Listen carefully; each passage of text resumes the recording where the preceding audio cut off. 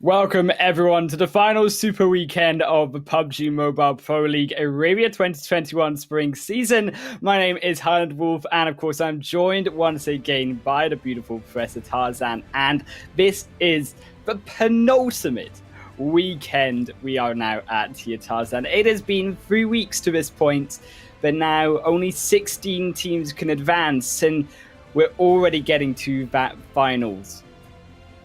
Very, very exciting as well as heartbreaking actually at this stage, because we already know some of those teams can't make it. Of course, we've got one team disqualified, another team that definitely not making it to the finals because they missed the super weekend when they really need those points, through the super weekend points. So we are down to just a good amount of teams, and but we've got some upset coming through as well for this week, especially SUDOR not making it into this third super weekend. Yeah, of course, it was a big upset to see SUDOR, who were currently sat at bad high top 3 position, Tarzan, when it comes to the overall Super Weekend leaderboard. So they're not making it into the Super Weekend is a little bit sad for them. But on the other hand, it opens up that exciting point of there is still one spot that all of these teams are fighting to avoid, where that is a one elimination spot left. Because, of course, when we think about these teams, Tarzan, we already know that, well, Fanatic Zombies and also the Side of Flare Loyal team, they are mathematically going to be eliminated, but of course there is still that one extra spot where someone has to go, and as we say, there can only be 16 teams who can advance through to the PMPL Arabia finals.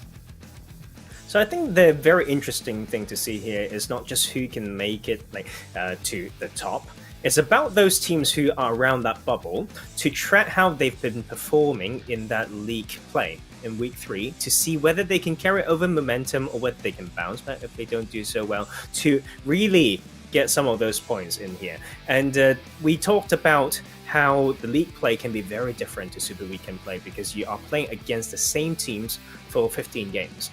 And that really changed the procedure when it comes to preparation, the mentality setting, the adjustments that you can make between game, and therefore, the excitement that we're going to see on screen as well.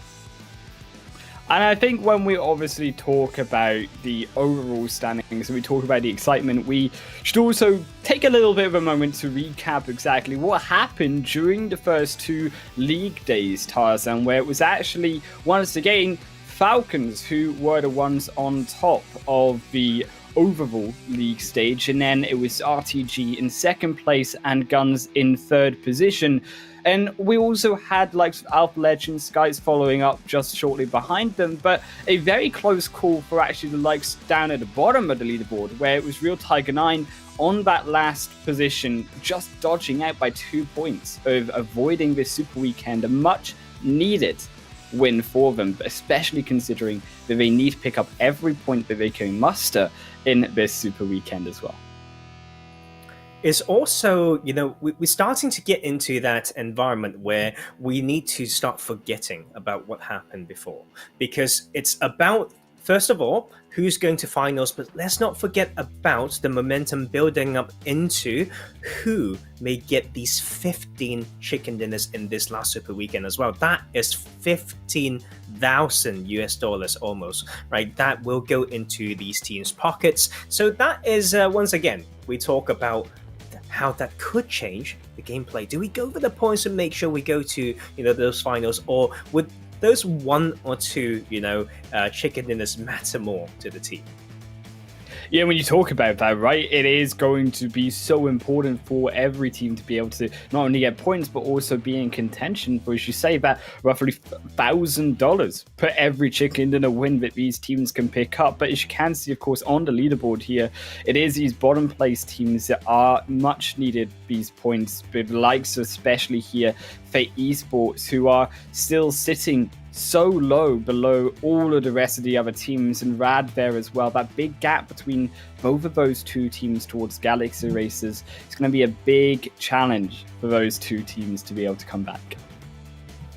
I think it's so important to know that there is a great point separation between Rad, Fate, between them two, right, with Galaxy Racer, it's a good 20, 30 point.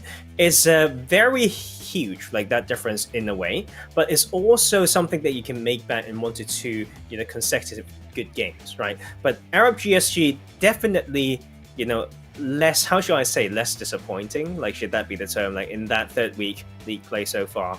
And they need to see what's been working better in the third week and see how they can bring it to here, because as far as we're concerned, in that first Super Weekend that they played, they were at that bottom. There's just no way to justify kind of how they play, but we are seeing more hope right through that third week, and they better really like carry that over. I think overall it is about these teams being able to grow across the competition here, and that is what we can speak of when we talk about the likes of Arab GSG. Now, Arab GSG, they did finish 11th in the overall standings, but also when we think about the likes of another team that needs to pick up points is actually, of course, also the likes of the Snipers, and we'll get to them in a minute as we also head into even more stats for even more teams. Is Tarzan, we will be looking over at the side of Falcons Esports nonetheless, and this team overall has been winning and dominating over the majority of this competition, and no surprise to see them once again at the top of that league play. Well, you know what? They just had so many points in that first Super Weekend that they dominated. But their story is just so much of a roller coaster. It's really hard to expect, like what to expect from them, literally, because second week they missed it. Third week they were on top again, right? So I can't. Okay, maybe they have this pattern where they do bad in league, then they do good in the Super Weekend. Now that they've done well in Super Weekend, does that mean that they may do not so well in Super Weekend, or are they going to be even stronger than Week 1? If they actually do, like for that latter case, it's going to be so crazy. I think overall Falcons heading into the Super Weekend, I don't think that actually the Falcons should be too worried, because of course Falcons are so high up in the leaderboard that yes, they missed out on Week 2, but they're promising Week 1 means that they don't really have to do too much to be able to come back to get through into the PMPL Arabia finals. But certainly I would like to expect a little bit more consistency, of course, coming into the Super Weekend, because of course we have missed them overall in the second week, and when we move into the third week, I want to see that dominant Falcons Esports that we are all too well knowing so far in this competition, as well as we just got to see, of course, in the league play. But on the other hand of things, where we were mentioning the Snipers here, Tarzan, and I think more specifically, the Snipers needing to come back in alongside, I think, some other teams who have also kind of shoved them off to the side a little bit, like both RTG and Alpha. You know what, like RTG and Alpha, they are overall, now that we had so many teams, okay, but either disqualified or like missing Super Weekends or whatnot after dominating 1 week or one phase of that week, and RTG and Alpha Legends are looking pretty good.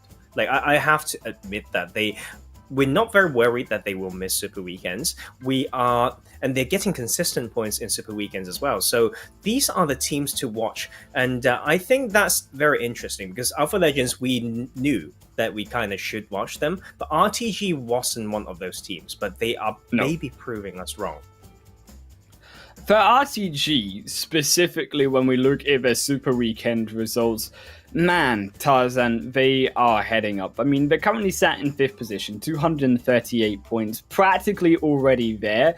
But I think that, again, the storyline doesn't necessarily mean that, yes, if you're already mathematically guaranteed really a spot as long as you pick up just some points in the Super Weekend, I think that actually overall it does boast towards actually practicing and enhancing your skill, as well as also showing that once again you can be a consistent team, because there's no room for slacking. And like we saw, unfortunately for the likes of SUDOR, they felt that, and they of course aren't going to be in the Super Weekend. And it's so okay, it's very hard to justify. You know, some people would be like, they're safe already, they can do whatever they want.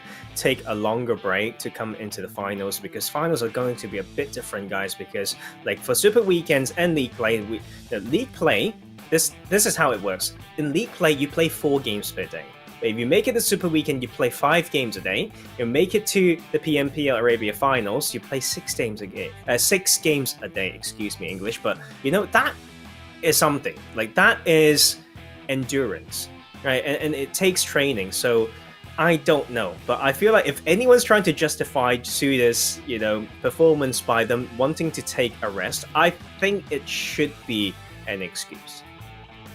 I think no surprise to see teams maybe put on the break just a little bit here going into the Super Weekend if they obviously do have lots of points. But on the other side of things, I will get to the point here, Tarzan, of the Snipers, where they are so far down, and they actually picked up in this 3rd week of league play 68 points, which is more than they've actually been able to muster in last week's Super Weekend.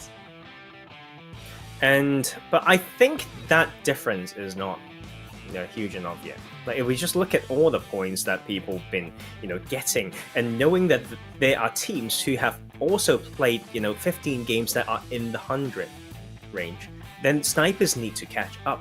Like, right now, it's not about, you know, doing, you know, better, just better. If what you did before was just not good enough, now they have to be one of the best if they want to be, you know, looking good. You know, like, you want to not just be able to make it. That doesn't help you when it comes to, like, confidence as well. Now, I don't know how other people work, but I would definitely love to know that I've been doing well before heading into the finals.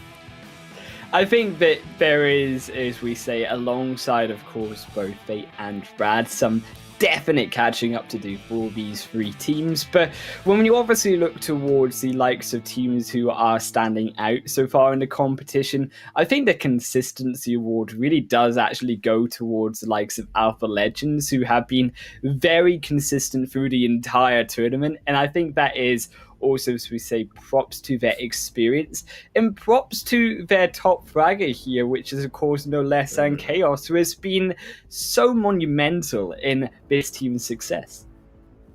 Yeah, and you know what?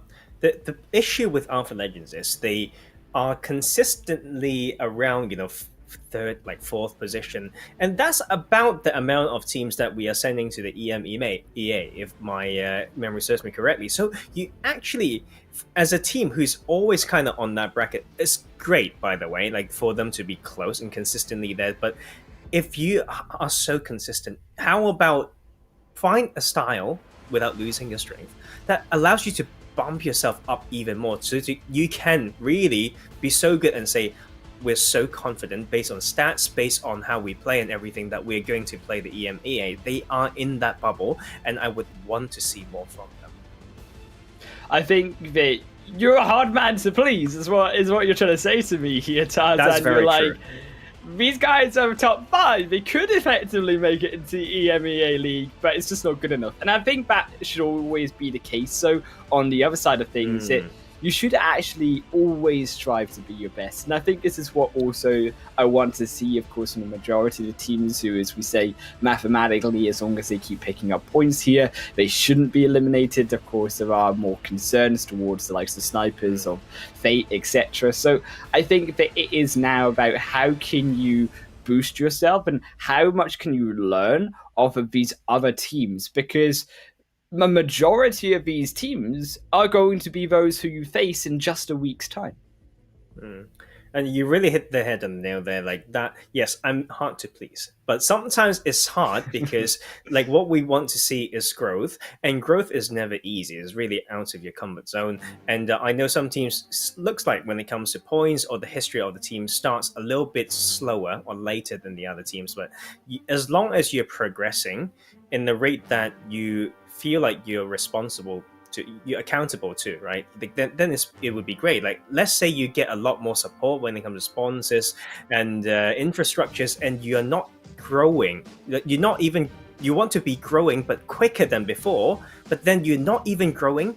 then we are lacking a little bit, right? So we're looking for these growth, and one of those teams, definitely the Snipers. They've got points to chase. They've got very, obvious weaknesses, and they have to bounce.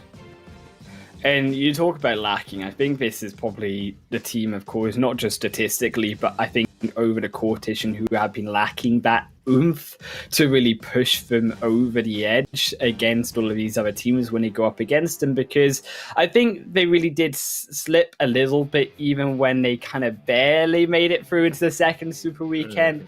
They definitely did not pick up the points, and I think every team who missed out on the first Super Weekend had that opportunity. And you can see from the likes, when you think about Galaxy Racer, on the other hand, they, by large and far, were able to prove that they deserved a chance to be able to make it into the finals, because they overall picked up 141 points in just that weekend alone. And they now, as a result of that, have set themselves up for success coming into the third week as well. Let me check one thing. Yes, I have to give that credit to Galaxy Racer, because that was a great run, like from that week. Still 50 points or something, like below like Falcons when it comes to a week record, but it's still very decent.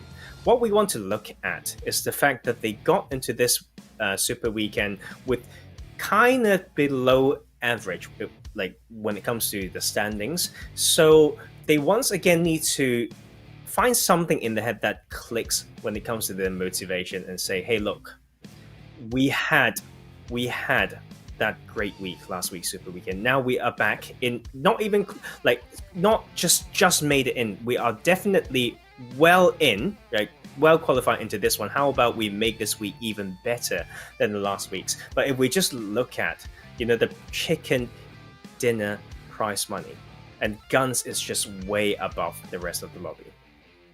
I mean, when you think about the prize money overall here, Tarzan, GUNZ, yes, they've got 6 wins so far, but I think also credit to RICO Infinity team, who we wanted them to grow, and they certainly did grow a lot through the second Super Weekend. When we think back to their final day of the Super Weekend, when week number 2, where they got that 83 points, really did save them from what would have been a very dire week overall, and would have meant that they would have had to pick up more points in this week. But I think that because of that, they have proven themselves enough. But I think that when we go back to the consistency, this is a team that I'm also looking at that still needs to prove a little bit more to me. And when you talk about being hard to please, I think in this case, I am also pretty hard to please, because they have done well, but they've not been a clean ride all the way through the Arabia PMPL. Oh, definitely. They just nowhere near clean. Like, I feel like, yes, the points looks like they've been, doing up, but the swing is so huge and it's so hard to define how they get those points that I just want to see more. Like, of course, we don't have, the perfect multiple like camera sometimes, but yes, RICO Infinity team, like sometimes when they fall, it's just a pretty hard to watch type of fail. But today, we are back to having those 5 matches with that Sanhok sandwich. We start with Erangel going to the desert, then to the jungle of Sanhok, then we kind of reverse that back to Miramar, then ending with Erangel once again. So this will be the same map order for today, tomorrow, and the day after. And of course, you will not just see us, but the beautiful Span Cargo and DK as well. We will split this last Super Weekend. You know what? It's starting to feel both exciting and sad, because I can't believe it's been going by so quickly. Yes, it's almost in again. It's the final Super Weekend, but by golly, Tarzan, can we make it a good one? And still, we don't have to forget here that there is still the PMPL Arabia finals next week. So we're not quite done yet, Tarzan. We've still got, as you said, 3 more days for us to be able to cast. And I think when we talk about specifically the match in the middle, Sanhok, the best match for me to cast, but I also think that I'm expecting a lot higher level of play coming out of Sanhok, because it wasn't super clean to begin with at the start of the tournament, but since we've had the Sanhok map in the league stage of week 2 and now week 3, I'm expecting that these teams are much more familiar with it and much more familiar with the map with these other opponents inside of it. I feel like that is a very fair point, but the teams also need to know what to focus on, for sure. Yes, you prepped enough for a Sanhok week, right? There's no Miramar in that league play. But now, after all, it's still 1 out of 5 maps. Like, that is on Sanhok. So you still need that emphasis on the other maps. Of course, everyone matters, right? And sometimes I feel like we come up with all these theories of preparation. Sometimes you can only execute and do so much. Like, you can only change so much as well. So focus on what you can change, I'd say. Like, when it comes to coaching and having like sessions and reviews, just don't overload yourself. If you overload your circuits, you cannot function and show your best self.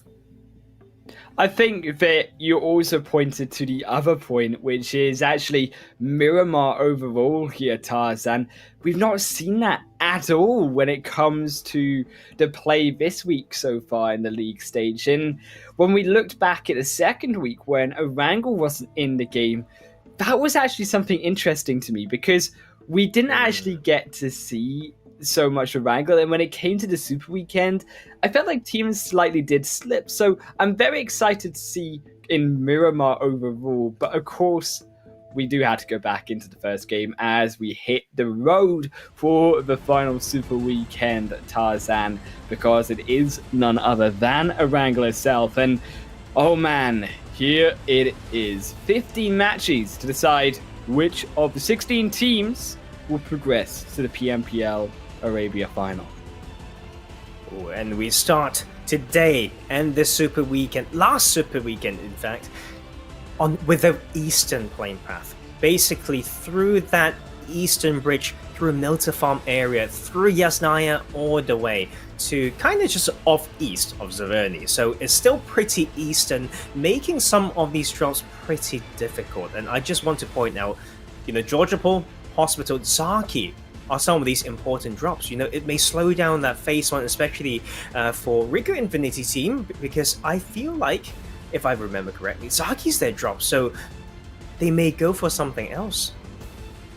I do feel like it could be now the time to change. It could be the time to adapt, especially considering the RICO Infinity team, as we say, do have the points in their pockets to not have to worry so much about getting into the finals itself. But I'm more interested as well to see is what we mentioned, the likes of course, Snipers, of Fate, of Side of Rad, and I think to an extent also Galaxy Racer, to see if they can uphold their gap that they have created above those other 3 teams below them, because Galaxy Racer are a puzzling team to me overall. I feel like they have had very good highs, but on the other hand, Tarzan, they have been shockingly lows as well.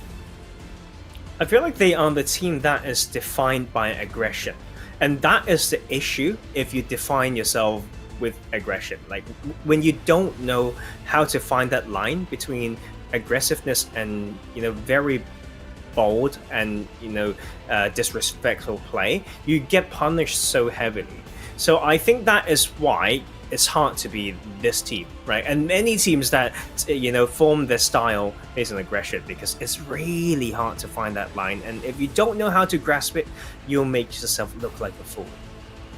I mean, it was Galaxy Racer. Nonetheless, it picked up the lowest amount of points overall, only 3 days in the second day of league stage in week number 1, which was exactly why they missed out on the first week of the Super Weekend. And I think that they do still have to prove that that consistency is there. And I think the consistency is what I will be looking at the most here overall from every one of these 16 teams, because whoever can prove that, whether you're high up on a leaderboard, low down on a leaderboard, that's what will get you through to the finals, and that's what will set you in good stead to do well in the finals as well.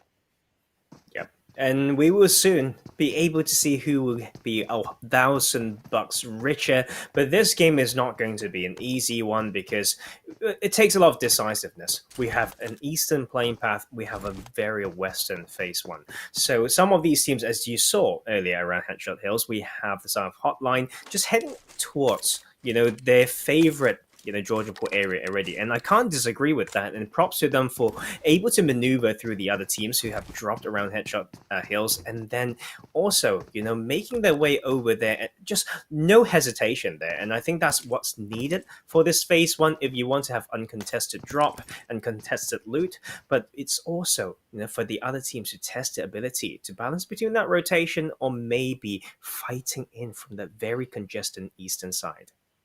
Well, we can see one team already on our screens here that will have quite a difficult rotation indeed to make, because SCYTES here, they're down on the south end, they're down in their comfort of military base, but that zone is far from comfortable, all the way up onto the northwestern side, even up so far as towards Zaki, being close to the center of that phase number one. And Tarzan, we've not seen a zone so far, at least for us anyways, in this competition, that has been so far shifted up to that north and western side. Yeah, and you know what? It's also like for this type of circle, you really want to think like why you want to rotate in that way at that time. I was once told, and I kind of agree with this the point as well. Like if you are in circle, like where you drop is in circle, have access priority to go to power positions, you want to go there quick enough to make sure you control it. But if you're so far away that you have no way contested some of your favorite spots that are 3,000 meters away from you, then you can just take a bit more time. Sometimes that strategic tanking won't be too bad either. You can have a better loadout. You have just that little bit more like meds, to heal through it, wait for the edge to open up, then you have an easier rotation from there onwards. But sometimes it's not just I think in the highest level of analysis and IGLing, shot calling, right? It's not about how those two circles look like is on any blank piece of paper. You really need to look at what's within it, the landscapes that's in it, and that will really change how you want to make those decisions. And of course, we do have to keep in mind a reminder as well that RT9 are currently sitting from the league stage at the bottom, but also RT9, they are still very low on this leaderboard. And I think it is props to them overall being in now their third super weekend. And I think this is also speaking to the somewhat consistency, I would argue, of the Real Tiger 9 squad. They have been able to make it into every week, but it has been necessary for them to make it in every week, because when we split their points on average here, when we think about where they are currently sat, it's actually only a total of 147, and as a result, it's only about 74 points per week that they have been averaging. Yeah, but the thing is, so they've got the lowest average point, like for those who have played both Super Weekends. But if you consider the game average for those who only played one Super Weekend, they are not the worst, right? They're not the worst, but No. You don't want to be, in that sentence. You don't want to be compared to whether you are just better than the worst. You want to be a lot safer. And that is the problem as well, Real Tiger 9 doesn't really have much surprise factor right now. And they just... I hope they come in with a really different plan. Like a plan that they could chew, that they could execute, and they can actually shine. There's a time for the players, maybe for the coaches to shine, to make that difference. Well, I think when we look back at the league stage once again for Real Tiger 9, they've actually been doing fairly well when it comes to the win rates that they've been mustering. They averaged about that 25% win rate going into this week, but it was the Super Weekend win rate, and it was the Super Weekend placement points that really did bring them down quite a lot when we talked about it only being about 2/3 of the points they were getting in the Super Weekend compared to the league stage each week. And I think that the consistency over the 15 games rather than just 8 games is something that maybe then speaks to us as Real Tiger 9 and their endurance. And that is perhaps what we should be looking at and focusing upon for this squad. I feel like it's also... Yes, that's very true. It also is because the fact that how they perform in those 15 games are how they perform in Super Weekends. That means how they perform in, the games that you play against the same team. So it's under that bracket, under that type of preparation, under that type of format, and that is very different, to league play, where you have basically a different lobby every single game. HOTLINE as well, one of these teams who I feel also needing to show something special. They are up against, unfortunately for them, one of the most consistent teams of GUNZ, but they will take it to them nonetheless. But unfortunately for them, Damar has already been knocked, and GUNZ will find first blood in the super weekend. But Hamodi is in a tricky position. Looks like they're going to be saved by Freak from behind as the second one falls. The drive over, that will confirm the kill, and down goes two now of HOTLINE. One already confirmed out, and this just is a disaster for HOTLINE Esports, making their way through into the bushes. But their pace, they might just lose a third, because Mambe now has lost a vehicle. You see the rest of GUNZ are moving in even further for the third knock. Mambe has to now survive, but on the edge of zone, this is not how HOTLINE wanted it to go. So tricky, and I feel like it's a bit of just an outplay. GUNZ just know how to split around there better. They have better immediate assessment of the landscape, so they can make the Overwatch much more effective. And sometimes that's the case. You tunnel onto one guy, you want to support, but don't forget that the person that you're trying to hunt down may have an Overwatch teammate as well. So these are all the fine things you need to think so thoroughly. And this is why this game is so hard to excel in. But HOTLINE definitely, feeling that pressure, losing 2 players out of the 3 that's gone in this game 1. Oh man, and when you think as well to the case that all of these smokes is being used, it's very unlikely, yes, there we go, that Mambe escapes through away from this, but also the fact that so many smokes there were with Mambe, and the fact that all of them have been used so early on, you don't imagine only now 8-9 minutes into this game that HOTLINE had every little bit of equipment they wanted in their backpacks, and losing so much of that already with 3 players is going to be so tricky for that final player to bring it through to a good result. Unfortunately there for GSG, they're also up against RTG, another one of these top squads, and they are racing, and RTG are zoomed to try cut them off, but not as fast as Alpha Legends are cutting off RICO and Infinity Team.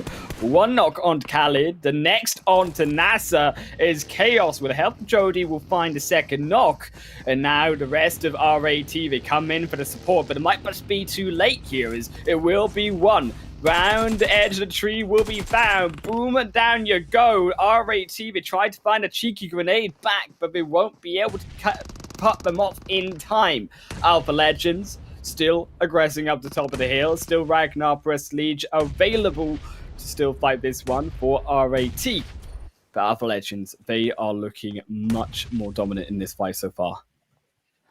Which is actually something that I don't expect, because think about RICO Infinity Team's drops. They are so used to dropping Zaki, and this will be a spot, right, that they will definitely hope that they should definitely know if it ever shifts to this direction, because it's in their favor, it complements their drop spot. But to hold such points and such spots and not being able to hold it that's very worrying, to me. And I think this also because they might be very fixed with their way of playing this, and it's so rarely that it shifts here that they have not been really practicing how to hold this hill. I think that specifically when you think around this northern side, it is quite shocking, as you say, the fact that this is their comfort spot more than everyone else. RAT, they are the only team that drops in this northern section, and as you say, it does shift over towards Zaki, and this is, if any game, it would be RATs to win, but of course they are only the duo, and Alpha Legends have denied possibly that away already in the early game stage, and I think that this does speak to the upsets and of new challenges, and of course Alpha Legends trying to rise and be even better than consistent. Well, they need to find a way in now. Shouldn't be too hard for that shift, but for the teams on the southern side, around South Georgia and Hospital, that is nightmare.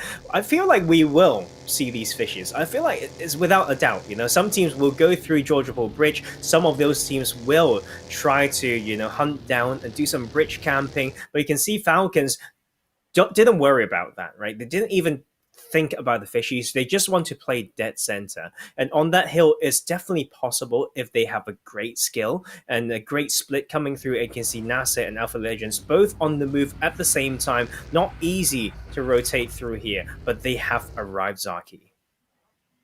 I think it is also surprising to see that teams, yes, are going to play so congested around these compounds towards the center, because there's always the availability to play along the coastal line and much more towards the edge of zone. Because keep in mind, the way that this zone has gone, you could play towards that south edge, still assume that you get the zones in your hands. So for the likes of Fate, for the likes of iKURD, yes, you fight around Georgia Pole, but you do have to remember that that's still on the edge. You might want to find someplace more centralized.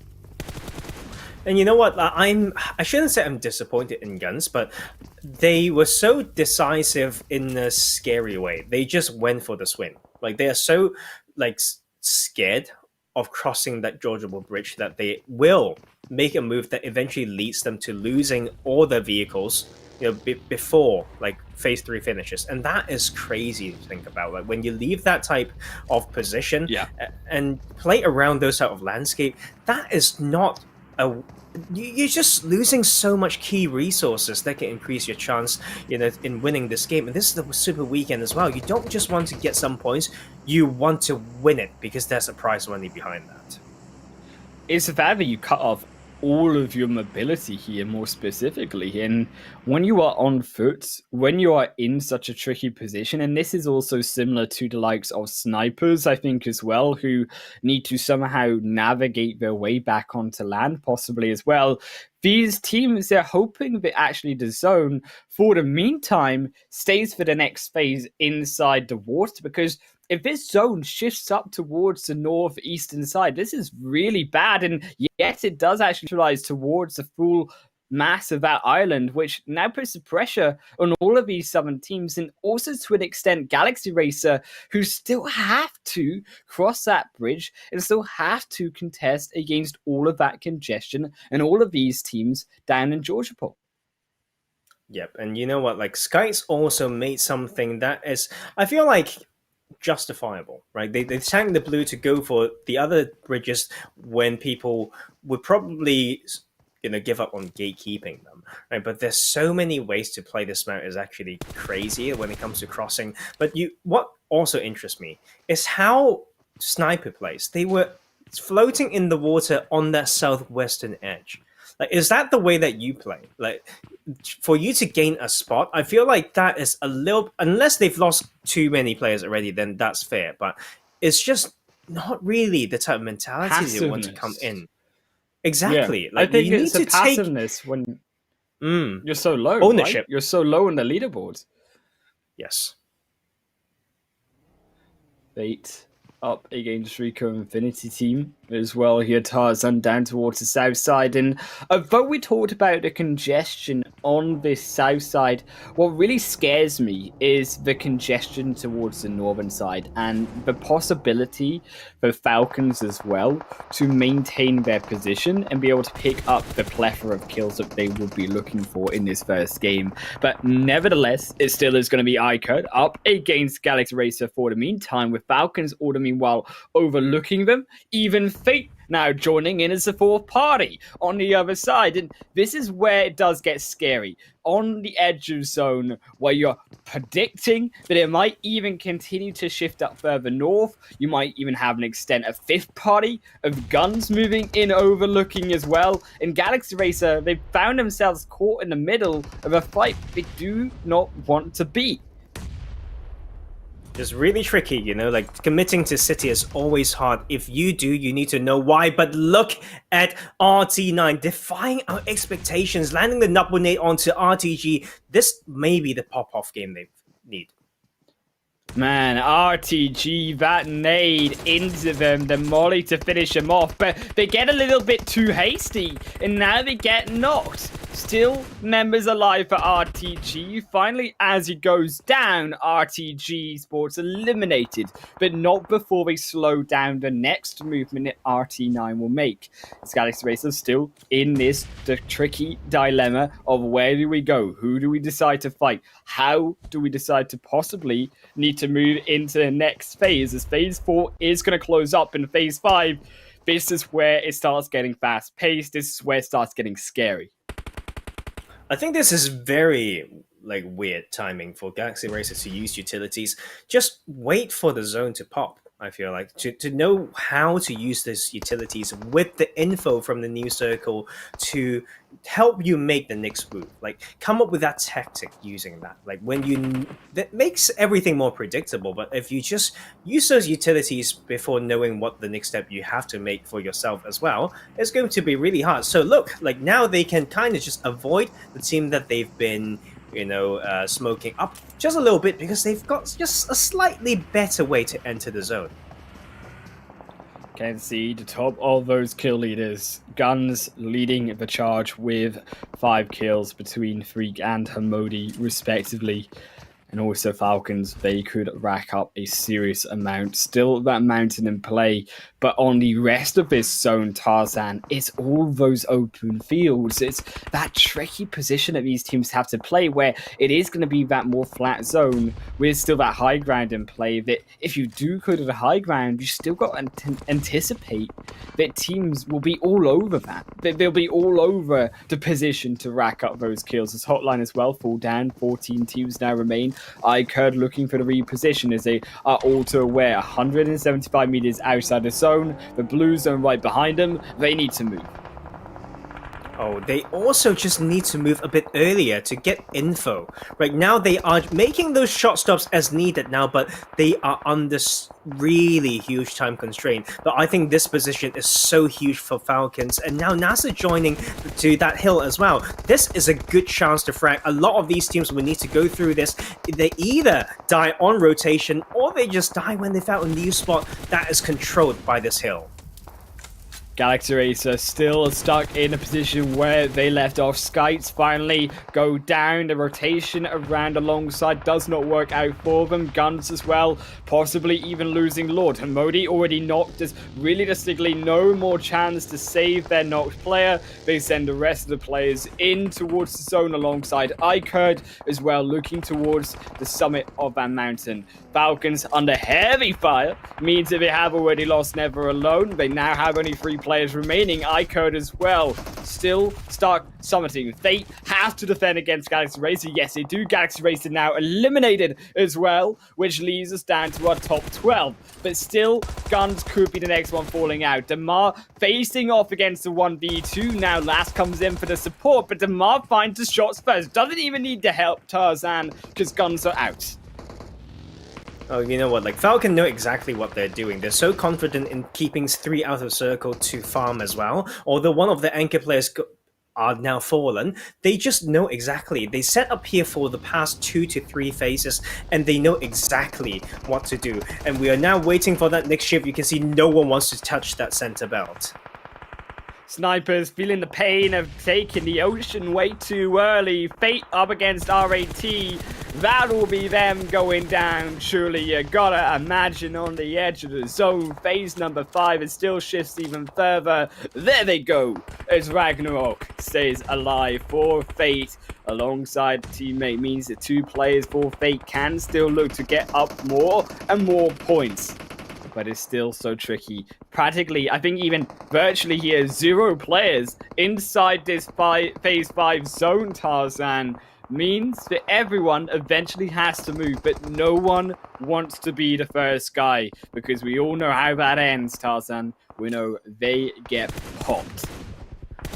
I think it's very interesting when it comes to what these teams need to do. I think looking, maybe using third-person peek to find the next cover, then smoking it first before going in is so important, as well as using your current spot as long as possible to kill any enemies. But all those, it comes down to that synergy, that IGL, that big brain play is now or never. Alpha Legend still behind NASR, but Hassan has to take care of so many players. And Nabo getting knocked means they've lost the anchor from behind, means that now Alpha Legend slightly more free reign to take these knocks, takes down one of Rad, but in return, they keep one player alive. Sada finds the knock through, Jody goes down, Jody confirmed away before Sada falls to the blue zone. Rad now fall alongside as well. Still, no one inside the safety of the blue. Now only just Real Tiger 9 entering in from the eastern side. But can they defend as Falcons summit their way further down? Real Tiger 9, though, they're going aggressive. They got 2 players up front towards the middle. They're looking to control. Meanwhile, Fate looking to control away iKURD. As a so low. But can they keep Helmet? Can they use this extra player to be able to keep themselves alive? But from the backside, it's Real Tiger 9 that eliminate Fate. And it's Real Tiger 9 who we said needed to get the points. Here they are. Oh, they are playing so... Okay, of course they've got the zone as well. They moved in at the right time. They took the perfect spots, and then they just take it bit by bit. This is them doing so well this game, and they control the eastern half as well as that center belt. You know, those are brilliant play from them. And finally, if we've eliminated all the teams that will only get 1 placement point from this point onwards, it will be 2, and the team that will take those 2 points from placement is Alpha Legends. From taking down RTG to controlling the zone to taking down Fate to possibly even taking down the top player out of the league stage this week, Falcons. RT9, they are on the roll. They have everything in the hands to do so, but they have lost 1 player. They have to still be careful and understand there's still 4 other teams alive, but 10 kills make that now 1 less team to worry about, as iKURD will also drop. Make it 11 as iKURD, joined by now NASR, will fall as well. But can Ramek and Surprise defend against Falcons trio? Damar goes in the vehicle, but might regret that play. Goes down to Surprise under your angle. GSG, meanwhile, just holding on for now. Do not want to make the fight. Do not want to make the play. Go stealthy and hope they can clean up. And Surprise doing such a good job here, putting pressure onto the revive, at the same time keeping the awareness to his weak side from GSG. So this is brilliant play from them. They've got a good 2-2 split as well. As long as they know what the next spot is, they can make magical happen. Brilliant re-knock there from RT9, but Surprise finally goes down, never alone. Barely alive, 2 bullets left in the Uzi as YaLLa now wakes up, assassinates a second member of Falcons as they still snake their way in. YaLLa might have upset this game just enough to allow RT9 the victory before they go down, finally in 4th position. Falcons now just a duo as Damar falls down again. Never alone, barely alive. Last the only real member there, but they also go down. A double knockback for RT9 though. We're down to just 2 players. 1 and a little bit of a sliver of a second as Arab GSG. They're trying to now clean up. But can Arab GSG take the victory? Can Arab GSG take a ever second now chicken dinner win in the PMPL Arabia? This is their chance. 2 on 3. Falcons have been lost. Arab GSG, they reset for the fight. RT9, Ramek, Surprise still alive. Surprise has been so crucial for now, but that grenade gonna split them even further apart. The blue zone coming in behind Ramek. Their time is limited.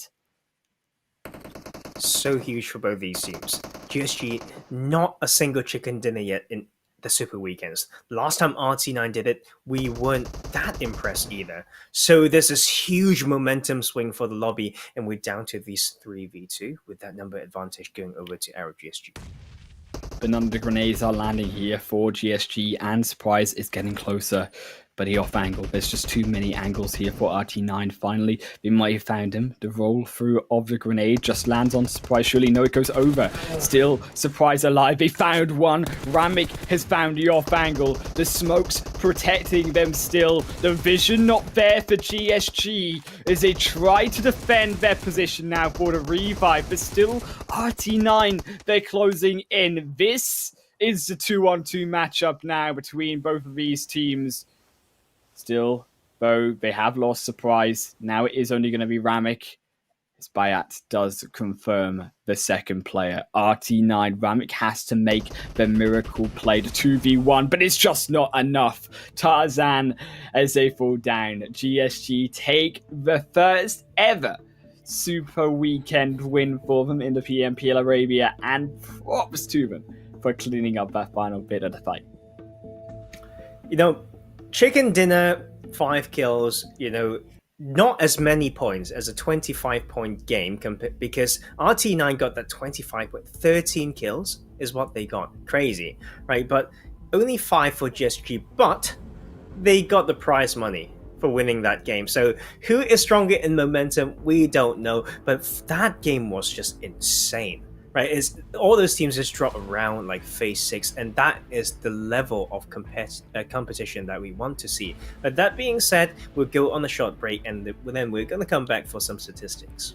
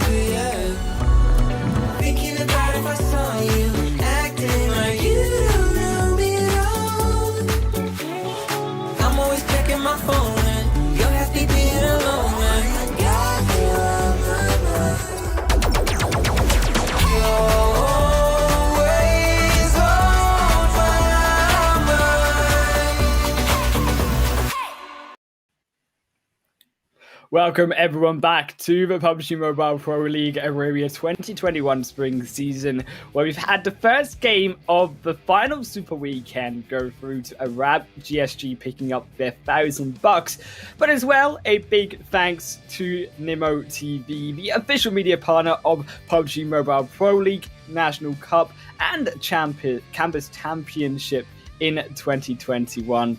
In Tarzan overall, though, it was the likes of Arab GSG who came up strong, but even stronger, Real Tiger 9, who were able to bring through, as you say, the 25-point win and a big start in momentum for them. Very huge. They found a spot that were not very aggressive, but they kind of knew how that spot could be played. They pushed away, they squad wiped a very good team, and then they just took their momentum from there. So this is huge for them. The fact that they're averaging such a low amount of points before, to start the day with 25, you know, things are getting just more interesting. I think overall, interesting is the word, but if we move through over towards the match stats here, Tarzan, we get to see not just who the top two teams are, but as well who was below them. And Falcons also coming up with their own strong game. 6 kills, their third position, does not able quite to hold on enough for that chicken dinner. YaLLa were the ones who put in the hurt enough for Falcons to falter at that final hurdle. Yep, and you know what? That is also GUNZ Esports. Like, I doubted them. I don't think I'm going to take it back, because if they somehow have a car to move in from that south side after that swim, I think it would be easier. But they did what they could. They know exactly how to get up, that like coastline. That's the first worry that I had for them. I know people who gone for a swim and couldn't find the ladder. So that's one thing they've done right, and almost double-digit points. So after all, still a very decent game from them. And as well, we do have to keep in mind on the other side of the spectrum here, though, not so good game from the likes of the snipers, but also when we think about the other likes of these bottom teams as we move through into the highlights of also Galaxy Racer, who, yes, they've had a brilliant second week, but this was not their game today as alongside snipers. These two teams still an area of concern, and I think also Rad joining in on that boat. But you know what? It's not just this team. SCYTES that we saw like earlier in these highlights as well. They have been struggling a little bit, and I mean it's just one game, because like, to be fair, like that league play in week 3 has been a significant improvement compared to before.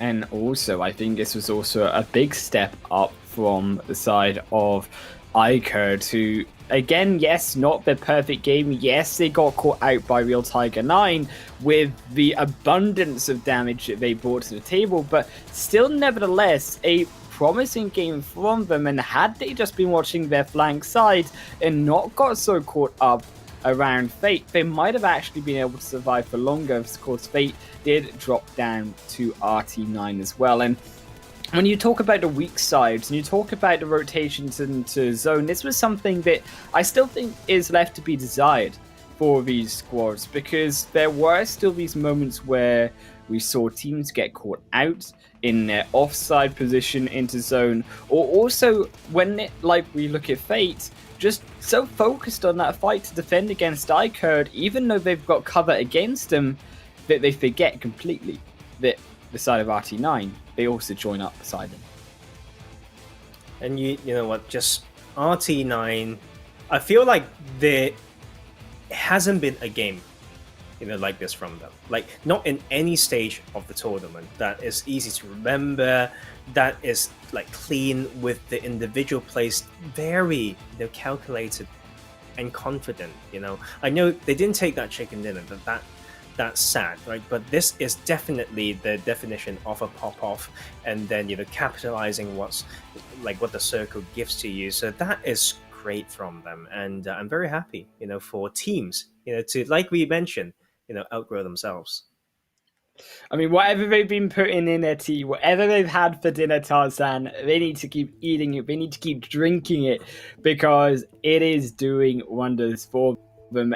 To see this momentum carry through to Real Tiger 9 in the next match, which of course is going to be on a Miramar here, should I say, because it will be on those desert dunes that we've not got to see so far this week. We've seen plenty of Erangel, we've seen plenty of Sanhok, but the desert itself, it's been on a hiatus, and these teams need to get back into the swing of things. And when we look at previous games on Miramar, it has, yes, been about the positioning, of course, but I think also about the time digression when it comes to this map as well, where we see teams either go in too hard or too soon, or just not also willing enough to be able to push when they have the opportunity to, that has really brought these teams down sometimes in their points.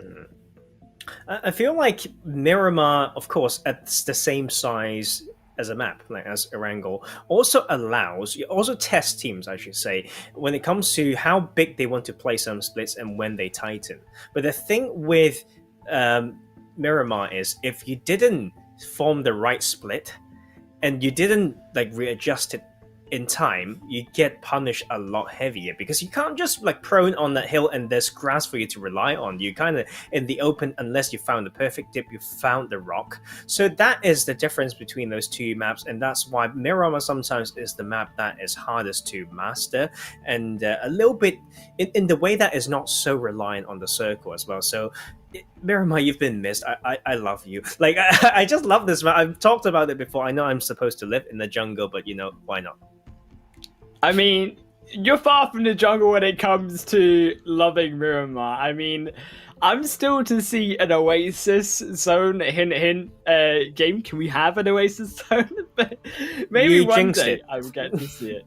I hope so. You know, I've jinxed it. We're never going to see a single one now today, but or forever in the entire competition. But if we do get to see one, that would be lovely. But as well, I think when it comes to the zones and when it comes to the positions, I've been actually interested in these teams not opting to go for the likes down towards Chumasera, towards the likes of the southwestern side of Miramar, which has been left a lot open, and where you then look at the congestion towards the eastern side, towards the northeastern side of this map, that could be something that these teams could change. That could be something that these teams who need to pick up points could go towards.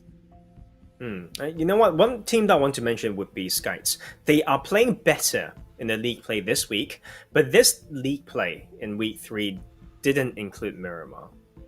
But their Miramar drop is Campo Militar. But has that been working? It's like, no, you don't know, yes, no. Because they've got one big win when they were able to end around Power Grid, but that's about it.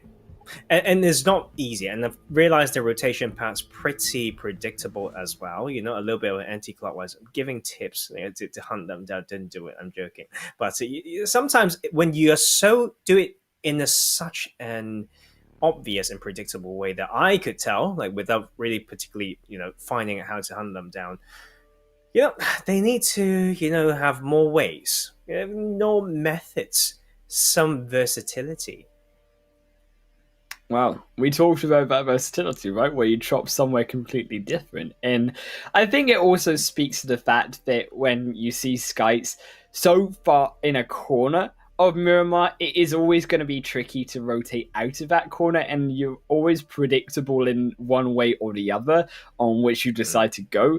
So I think that they definitely lock themselves into a literal corner when it comes to decisions to make on the dunes. But as well, I look towards the likes of those who drop down into Picardo, and we looked initially at Zombies, but Zombies aren't here anymore. So the most central spot on the map itself now open for these teams to take if they wish.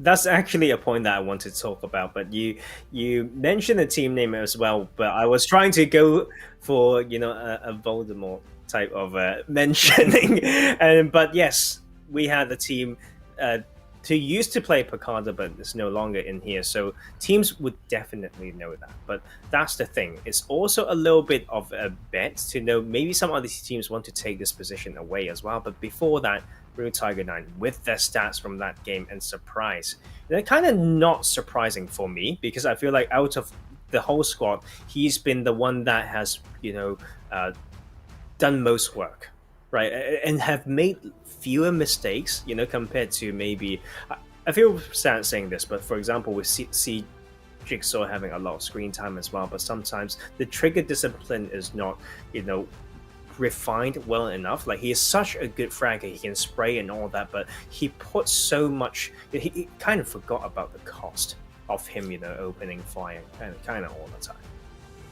I mean, when you look at PMPL, Tarzan, everyone is a good fragger on every team. Oh, that's true. That is to be expected. You have to be good at every other small thing, and that's what makes a fragger so exceptional. And that's when we look towards the top teams like, obviously, FalconsEsport, SUDOR, of RICO Infinity Team, of Alpha Legends. These teams are the top RTG as well. Yes, they have their bad games, but for the majority of they've had their good games. And actually, when they have had those good games, it's been these small little details that you don't expect to see out of these more lower place teams that they should be picking up on, and they should be wary of now heading into what is much needed points. And it's so hard. Like, I feel like one of the reason why I love casting and talking, learning about this game is because the skill ceiling is just so high. Like, once you are done with more these small things, you need to kind of unlearn and then relearn something when the meta changes as well, and that is why it's so fun. And but as you can see, as per the current meta, like even PMPL players can struggle, and that is why all of you who are studying under the wolf and the professor can have a chance if you have your notebook ready. And yes, we are waiting for that game to, and just can't wait. It's been missing Miramar for too long now.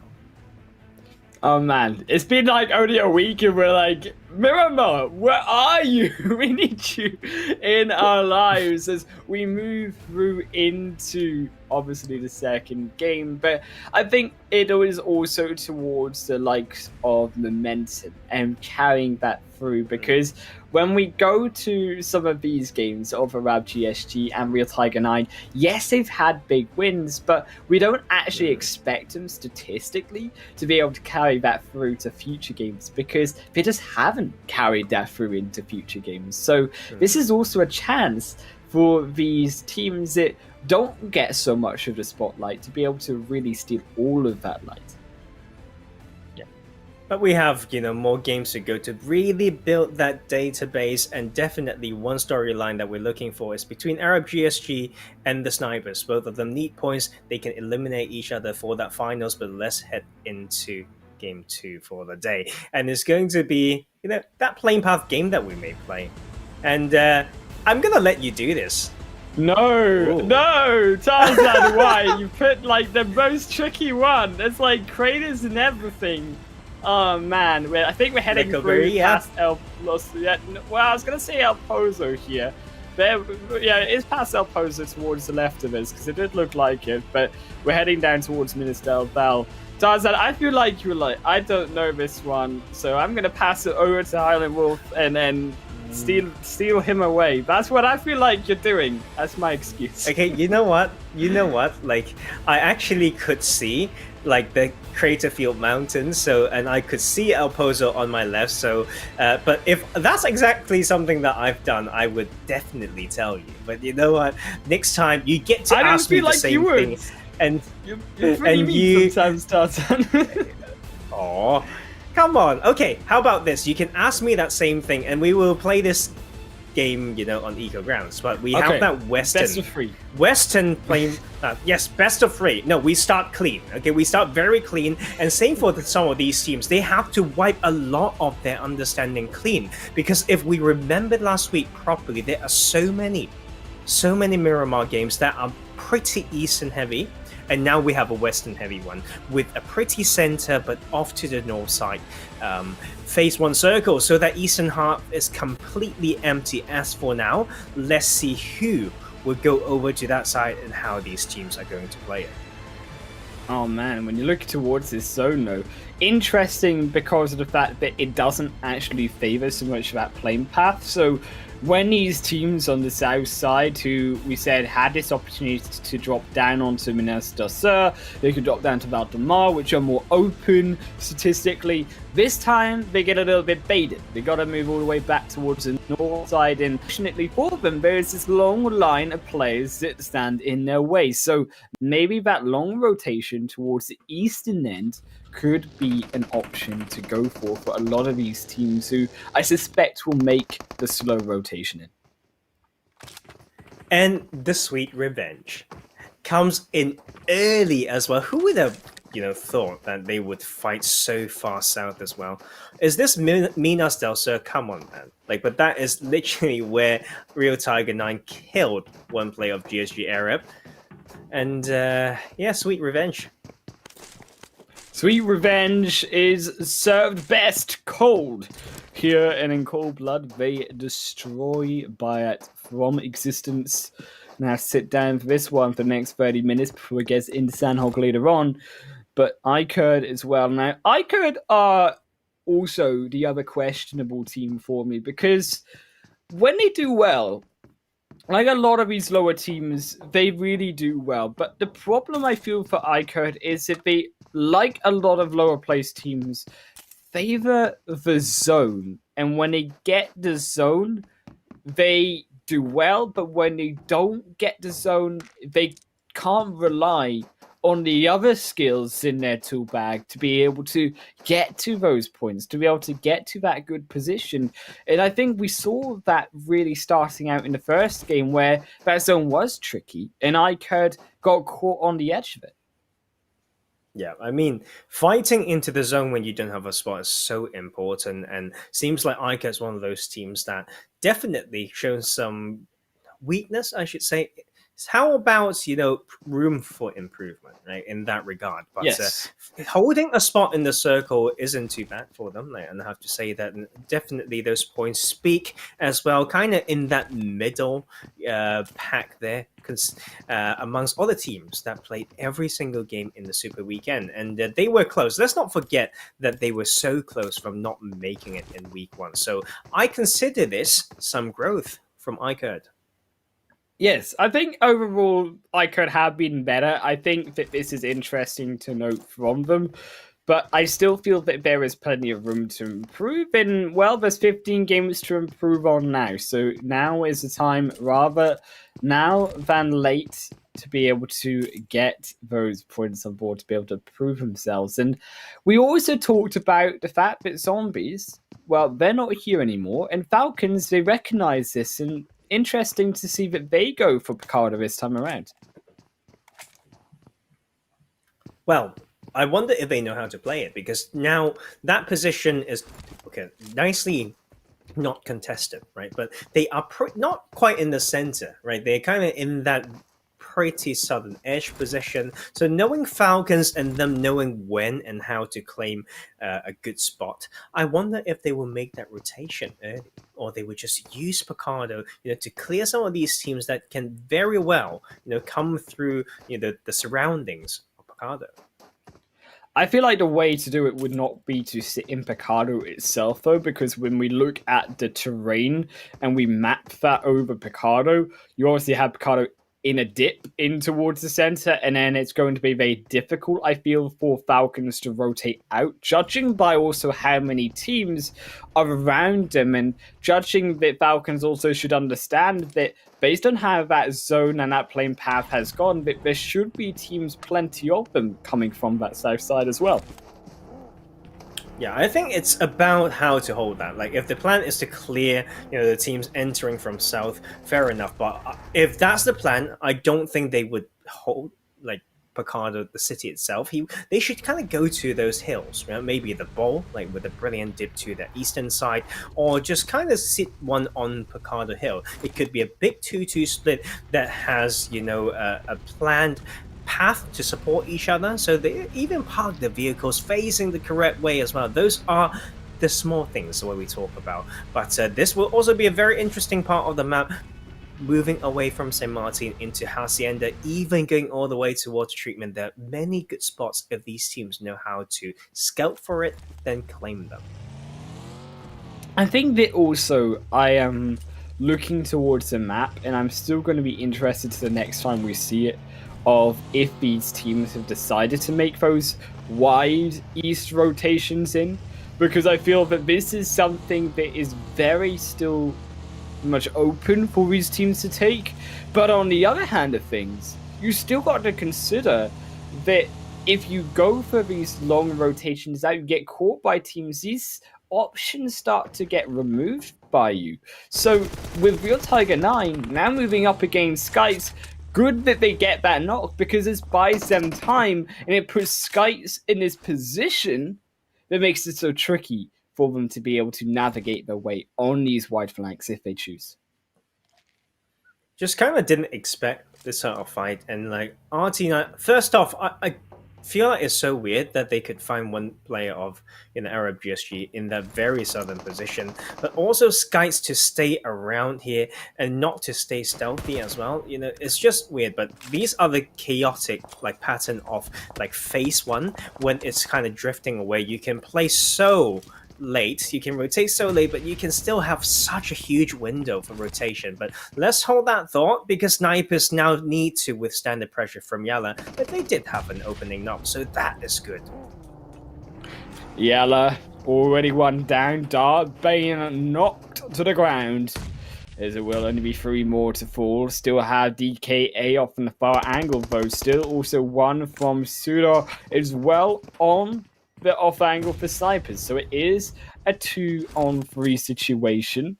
There are still going to be disadvantages for YaLLa. They're not going to be able to equalize this, despite the fact one member of snipers isn't even in the fight. But Bandar's brilliant grenade on there to Marco does actually find the angle in, knocks one through for snipers, so now turns the tables. It is YaLLa now with the advantage, as SUDOR will also move their way in to make this still equal as best as possible. Go for the 2-2 split through. YaLLa moving their way up, pressuring even more, trying to make sure Marco cannot be revived. Have been able to successfully separate snipers away from them for now. It's just tricky. I feel like snipers can't win this just because of their split. So hard for the solo inside, to just take on the full squad. The 2 other players are split in a way that can't get angles to support, and this is just a problem with this type of split as they get punished for that. Just very expected in this case. Very expected indeed. Is I think brilliant work there from YaLLa to turn that bad situation into a positive one. I think snipers should have been more aggressive, and as a result, they have lost 2 of their members so far. Yes, you hold on to the opposite building of this small compound around half the end of the pattern, but on the other side of things, you're contesting against a full squad of YaLLa, and you're hoping now at this point that the likes of RICO Infinity Team or RTG walks their way in and try to third-party YaLLa and buy you some space. Oh, and the trigger discipline didn't come through either. When you can just stay stealthy and get a knock, that is so important, as he is actually maybe just bigger brain, just baiting more shots from the other sides. But this is going to be very tricky soon, because with those gunshots given away, these teams like RICO Infinity Team would want to have a peek and have a piece of this.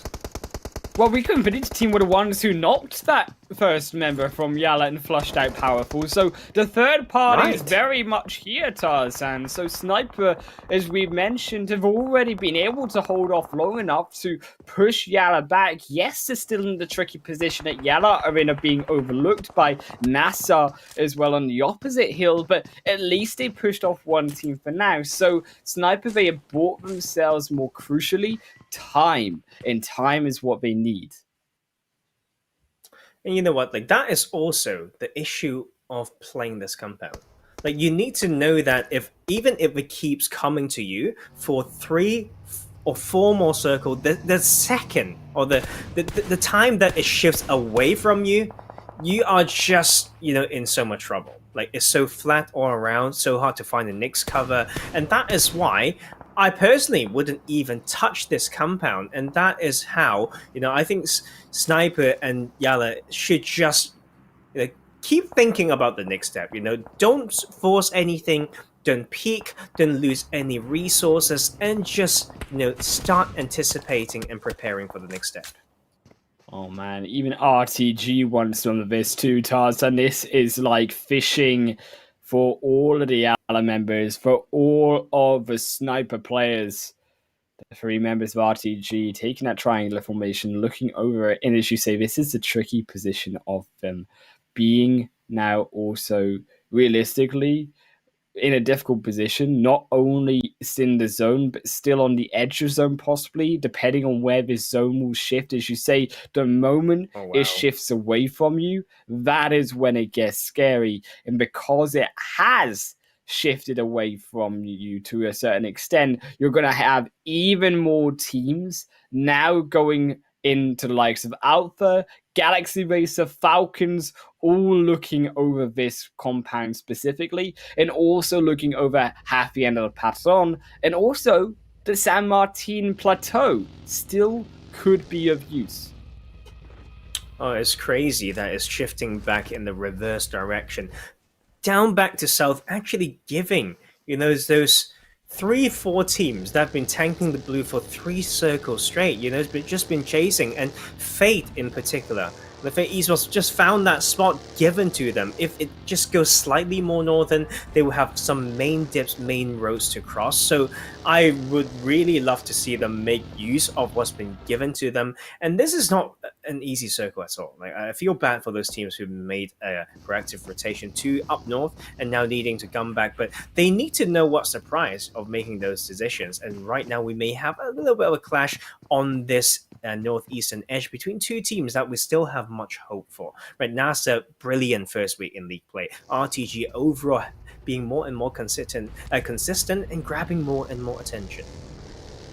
NASR still searching slowly around the edge, edging their way towards RTG, but not willing to make the push, not willing to make that move. This sets off the team fight, but RTG well aware of NASR's positioning, and their positioning ready to fight means that NASR will just retreat back for now. Real Tiger 9 still overlooking in their own section of the hilltops just outside of half the end of the patron, looking of course over Rab GSG on the edge, but also more setting their sights upon this central position in zone. Because half the end of the patron has been in the center, Tarzan, it makes it very interesting in actually where these teams choose to control, because as we mentioned so many options last game, there is still so many positions in this game that could be favorable. Is Galaxy Racer also now up against NASR? Oh, it's not going to be easy. I mean, like, Galaxy Racer seems to be able to hold down some plans that they're trying to like split and control for, but you can see Maskash just getting punished. He's one of those players that tend to get not pretty early, and you just need to know the price of playing spoiler from that hill, because there's high ground upon high ground. Galaxy Racer is not in a good spot in the very congested eastern edge. We are waiting for that next shift, and it may just be very, very tricky for these teams if it does exactly that. They need to maneuver through the city and go into an area of basically known setup team already in circle. Oh man, look at HOTLINE though. They might have found themselves in a hot contested spot. It's just knock after knock. iKURD sending them packing. Galaxy Racer from the other side, almost all out. Molto having some desperation plays for now with the smokes, but is the only one alive, trying to find some support, but his 2 members fall down for the grenade. iKURD come in, but Gallagher has been knocked. The turnaround for now, and iKURD also focusing on Galaxy Racer. This could be the time that they now need. Varan also moving in for the kill. Nevertheless, still going to be the snipers up against their own fight against GUNZ. Should I say YaLLa? They will be eliminated by the snipers getting eliminated by YaLLa. iKURD as well moving in beside HOTLINE, but still alive for now. They've held off the line for the meantime. Gallagher knocked again. And this means that now HOTLINE by even more space for them to rotate in towards the zone. But this zone, Tarzan, has rotated so far away from them all. And just is once again balancing between the fight and the rotation. Can you make this rotation without that fight? If we sent 2 to make that, can we use these 2 who started in the car, to bait some shots? But for those who are still fighting in, we have Falcons trying to get some opening, but it will be 2 for 1 at the moment. Actually, probably 2 for 2. RICO Infinity already have 1 confirmed death. RICO Infinity team, though, they do lose another. Khalid has just been knocked. Also, Falcons just reviving their 3rd man. A brilliant grenade through onto Ragnar. Mid-air snipe. Damar will cruise that one through. That's going to be the flush onto the 2nd player of our AT. NASR now the only one up. Khalid also knocked on the far side. Still about 150 meters to go into the zone, but there was nowhere for NASR to go. He has to wait because getting into that zone, it is all flat open terrain. The hills are outside of the play area. Oh, and you can see how it's a play, and that game of dips as well. Ridge lines and dips will be those keys, and as you can see, we had one for Galaxy Racer, but not deep enough as a ridge to protect them as they went out at 14th place, and it's going to be pretty much a bloodbath. You know, it's all about the big brain plays, how to make use of any of your teammates. You know, maybe they're on rotation, bait some shots, make some opening knocks, opening up an area, use your vehicles, and start predicting plus scouting. So many things they have to care about. I feel like I'm almost rapping, but this is why this is so exciting to watch. But look at the position of GUNZ right now, in between those rows, in the cross section. They have some protection, but also if this zone shifts towards the south, yes it does. Then you look towards the mountains of RT9 with the most players there looking to potentially control that space once again. RTG up against Fate also caused NASR still vying for their entrance in, but one of the furthest teams away. They've got their own fight to take care of between YaLLa, still struggling, still confused on which way they want to go. They can't quite make the decision. All the meanwhile, that clock's ticking down. There's only 15 seconds to go before that blue zone starts closing in on the north.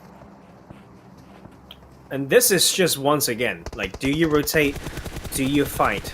Like, how many should get the anchor point? How many should just focus on fragging? Have they allocated the mets yet? But you can see, like, NASR need to make it in now as a duo, and not easy with the burstable M16 suppress. Sounds really nice, but doesn't make the cut as they got cat out by YaLLa from this game. Surgically removed. We are down to 12, but YaLLa needs a spot as well as they start to get eaten up by the blue.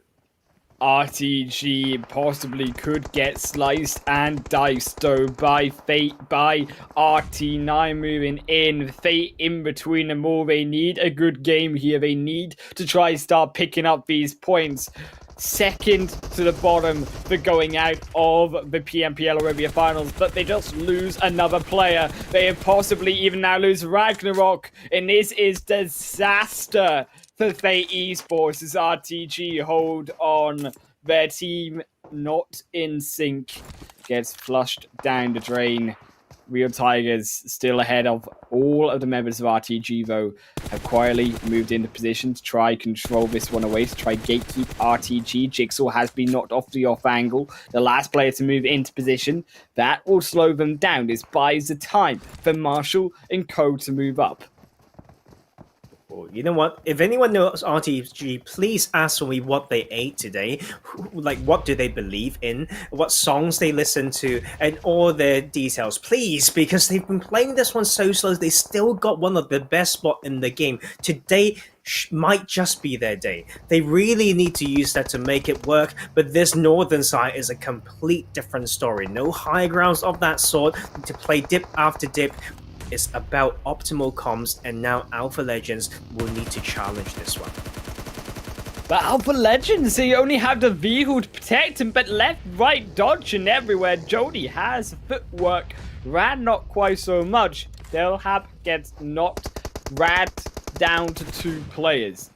Rad still, of course, third to the bottom of the leaderboards currently, and by golly do we need these points as well. But Falcons, the top teams, Alpha, one of the top teams, also just amongst them, sandwiching them beautifully in that dip, still outside of the zone. Another one falls, even more grenades get sent in. Rad get wide, but the Falcons are not done just yet. They spy a beautiful Alpha Legends player of Jody, and they want them. The RTG won RT9, and they take 2 knocks. They almost take a third, as now it will be the panic stations to revive. The time being bored as RTG also revive their own member. It's a little bit of a revenge as well. RT9 took out RTG pretty early that game, but hold that thought, because Falcons will now face upon Alpha Legends. It's not enough that they've eliminated Red together, they need to have a fight. Falcons, they're going in though, and they just decimate Alpha Legends, they fall. RTG wiping away RT9 as well. But they slide down wrong way. They get caught in the car and now on the run. But can they survive? Downhill they go. But one gets caught. As he make it a second, that is not how you drive, RTG. A big mistake will cost you the game. Wait, what? Arab GSG still in here as well. My lord, like that is just next level. But Falcons, it's good to see them maintaining the momentum with a good number of players as well, but for how long? Falcons, they still have 3 players. Still, though, GUNZ have 4. Make that maybe their 4th member, as Falcons will hold on to make that revive through. GSG, as you say, possibly that third party wants the game, but only 1 player this time to make it work. The nades being sent in, the artillery spraying down, raining upon the Falcons team, and there is no wings attached to this trio that will save them. 7 kills so far, but this might be as far as they go. Arab GSG still within the zone, holding on as Falcons get obliterated in. Arab GSG trying to find an extra one of GUNZ, but Radu finally goes down. Osama will take them, and this could be the upset. This could be the reset that Falcons need this respite in. You know what? I still feel like Osama didn't need to shoot there, but it may work for them. But he's on the edge. He is solo. He don't want to reveal info, but that will actually change so much of the dynamics of this fight. GUNZ wants to make that rotation, and that's corrective. I love the ridgeline play, but this is now them needing to form another plan. It's not a circle for anyone, and the formations have to be perfect. I like that from Osama because it pushes the second member of GUNZ, Tarzan, to the opposite side of the zone. So it buys more space for GSG as Falcons and GUNZ, they still fight it out and still will clean it up. It will be GUNZ who overtake the kills and GUNZ who now put themselves to 8 points. Osama better wake up though because GUNZ are coming for him. Hamodi off the off angle will find him, and it will be GUNZ who take the chicken dinner. Well, you know what? I still feel like Osama could wait for the best time, a better time, I should say, to third party that, and because he just knows that he doesn't have circle Nick zone, and there's a better time to strike that he can maybe focus on stealing more kills. But you know what? I would have no words to say if Osama actually won that one, but it's none other than GUNZ. Like still way up top there, no one to contest that, dominating first place. Oh man, but nevertheless, GUNZ do take the chicken dinner, boost themselves up another $1,000. But we also will move our way to a break before we then break down exactly how GUNZ took that chicken dinner win.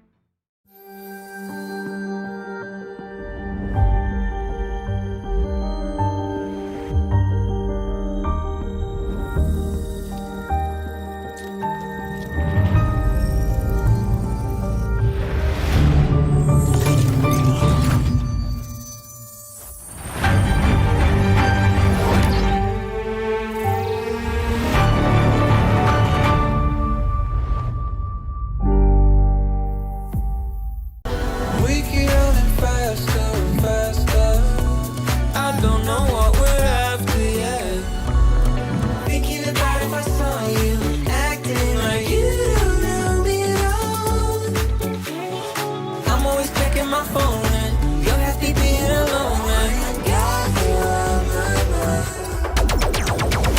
You're always on my mind.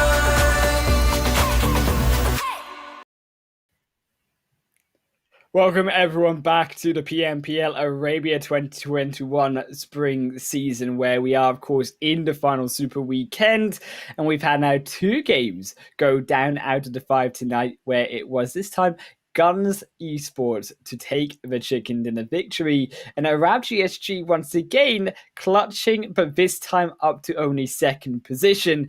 In Tarzan, Arab GSG, we mentioned they needed the points, they're getting them. Oh, it's scary for another team that are doing that. Okay, first off, when Arab GSG just get 1 more point, I believe, then Flare Loyal teams, officially out of the tournament. Might as well just say that's pretty much done. Like you said, the math would suggest that, but it's not just that. Like the fate of the other team, the Snipers, are also in the hands of Arab GSG. Now that Arab GSG is not only taking a chicken dinner, now taking a double-digit point game. This is very sad for Snipers, because you know what? The way that they've been playing, like you mentioned, quote-unquote, quite passive, if you give them a water circle in Miramar, they will still be floating in that water. I mean, the Snipers, they just need to wake up. I feel that Snipers, they've been falling behind a little bit if we do move through the match stats here, and I think that if Snipers show a little bit more aggression, this is something that we've seen them do in the past. It works out very well for them, so it does surprise me to see why they've not been going for that, especially where they might as well do it, because if they don't, they're not getting the points anyways that they need. Is also, I think it is a little bit of a slip down from the top for SCYTES as well. It's their 2nd game now to fall down with minimal points, and YaLLa on the other side, yes, they pick up 9, but not the potential game that YaLLa could have been having. But YaLLa Esports slowly, coming stronger, because they had those, especially in super weekends, like kind of almost 2nd from the bottom for the teams that play the same amount of games. They are at least, pulling away from that. I know it doesn't look as obvious, because like Real Tiger Knights are also getting points, so it's about, YaLLa going slowly further up now, catching up with SCYTES and the other teams in the mid-table as well. So it is at least a good start. We mentioned before, it's about how they got those 9 points, with like 8 of them being kill points would be a good way, right? Because people feel like, oh, we have the ability to get some squad wipes. Now we just need to play safer on rotation, which is not too hard to do. As well, Fate and also Rad, unfortunately, they're at the bottom of the leaderboard there, and unfortunately for them, they are also in need of points like Snipers, because as long as I think both Fate and Rad also do poorly in terms of the points, this actually does help a lot for Snipers, because yes, they're not picking up points either, but the teams next to them, they're not running away with the points. So there's still opportunity, and there's still that tight position between all of these teams at the bottom of the standings as we do move our way through onto the highlights of that game, where obviously a reminder, it was GUNZ who took that beautiful chicken dinner and $1,000 alongside it. But Real Tiger 9, they looked like they were coming out strong, and considering that GSG as well were the first player to lose one by falling down, they did well, and I think this can be more than said from the positioning, from the play that were coming out from a lot of these other teams, because I feel that especially around the hills where we saw Snipers, where we saw the side of YaLLa fall down, this was realistically should never have happened. Oh, you know what? That is YaLLa. Like, no, maybe they've studied. I don't know. Like, I would love to see them maybe hunting down a weaker team, because that's one way to boost your team up and make sure you get some, not just confidence, not just skill points, I should say, but the confidence points as well. As you can see, Falcons still, being very strong in this team. They know how to play a spot, and that's why you can often see them, going into endgame with 3 or even a 4, like 3 players or even 4 players alive. I mean, yes, they come in with 4 players, but the positioning is still something I want to watch for them, because yes, you can come in with 4 players like iKURD, but as we saw all too well with iKURD, you can still make mistakes with the numbers advantages, and you can still make mistakes enough, even like we saw with Fate there with their own advantage with Real Tiger 9, a 4v2 onto RTG falling down as well. So it's also, I think, how you play the position on the map as well, and that is why the likes of RTG, the likes of PSG, who play that position better, were able to outlive even these squads like Falcon. Oh, and you know what? Like, it's these bold moves, like towards the end, that shows the confidence as well. They did not go for it with no backup as well. Like, they went for it, they know there's a risk, but they have a plan, they have a split to cover that, and they just end this the nice way as well. Like, Osama tried and actually disrupted the fight so much, like towards that end zone, but it was none other than GUNZ, making it so clean. Like, not the highest damage, but very efficient game from them. Efficient game indeed, and GUNZ returning to form here, considering that they were obviously at the top of the Super Weekend standings, going to remain at the top with that big fat win. Lord coming up clutch for them. But also, when we look at the middle of the pack, now when we think about the middle of these standings, Tarzan, it still really interests me, because I think that looking down there, we still at the start of the day had the likes of HOTLINE, of SCYTES, as we say, still there, and still potentially could slip and still need to pick up these points. But considering that they've not, considering that they've had these bad games, this is the opportunity for these bottom place teams to really now prove themselves going into Sanhok, to be able to grab these points and surpass those above them, not just the ones above them, putting them down. Yeah, but I think it's very tricky when you said bottom teams need to grab points and you mentioned Sanhok.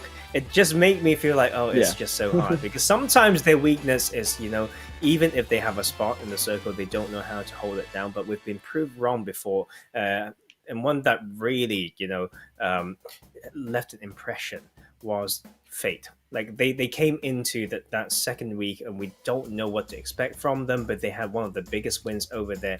But we've also seen other ways, right? So you are not wrong. Since we're on Sanhok, give me 50 first dates.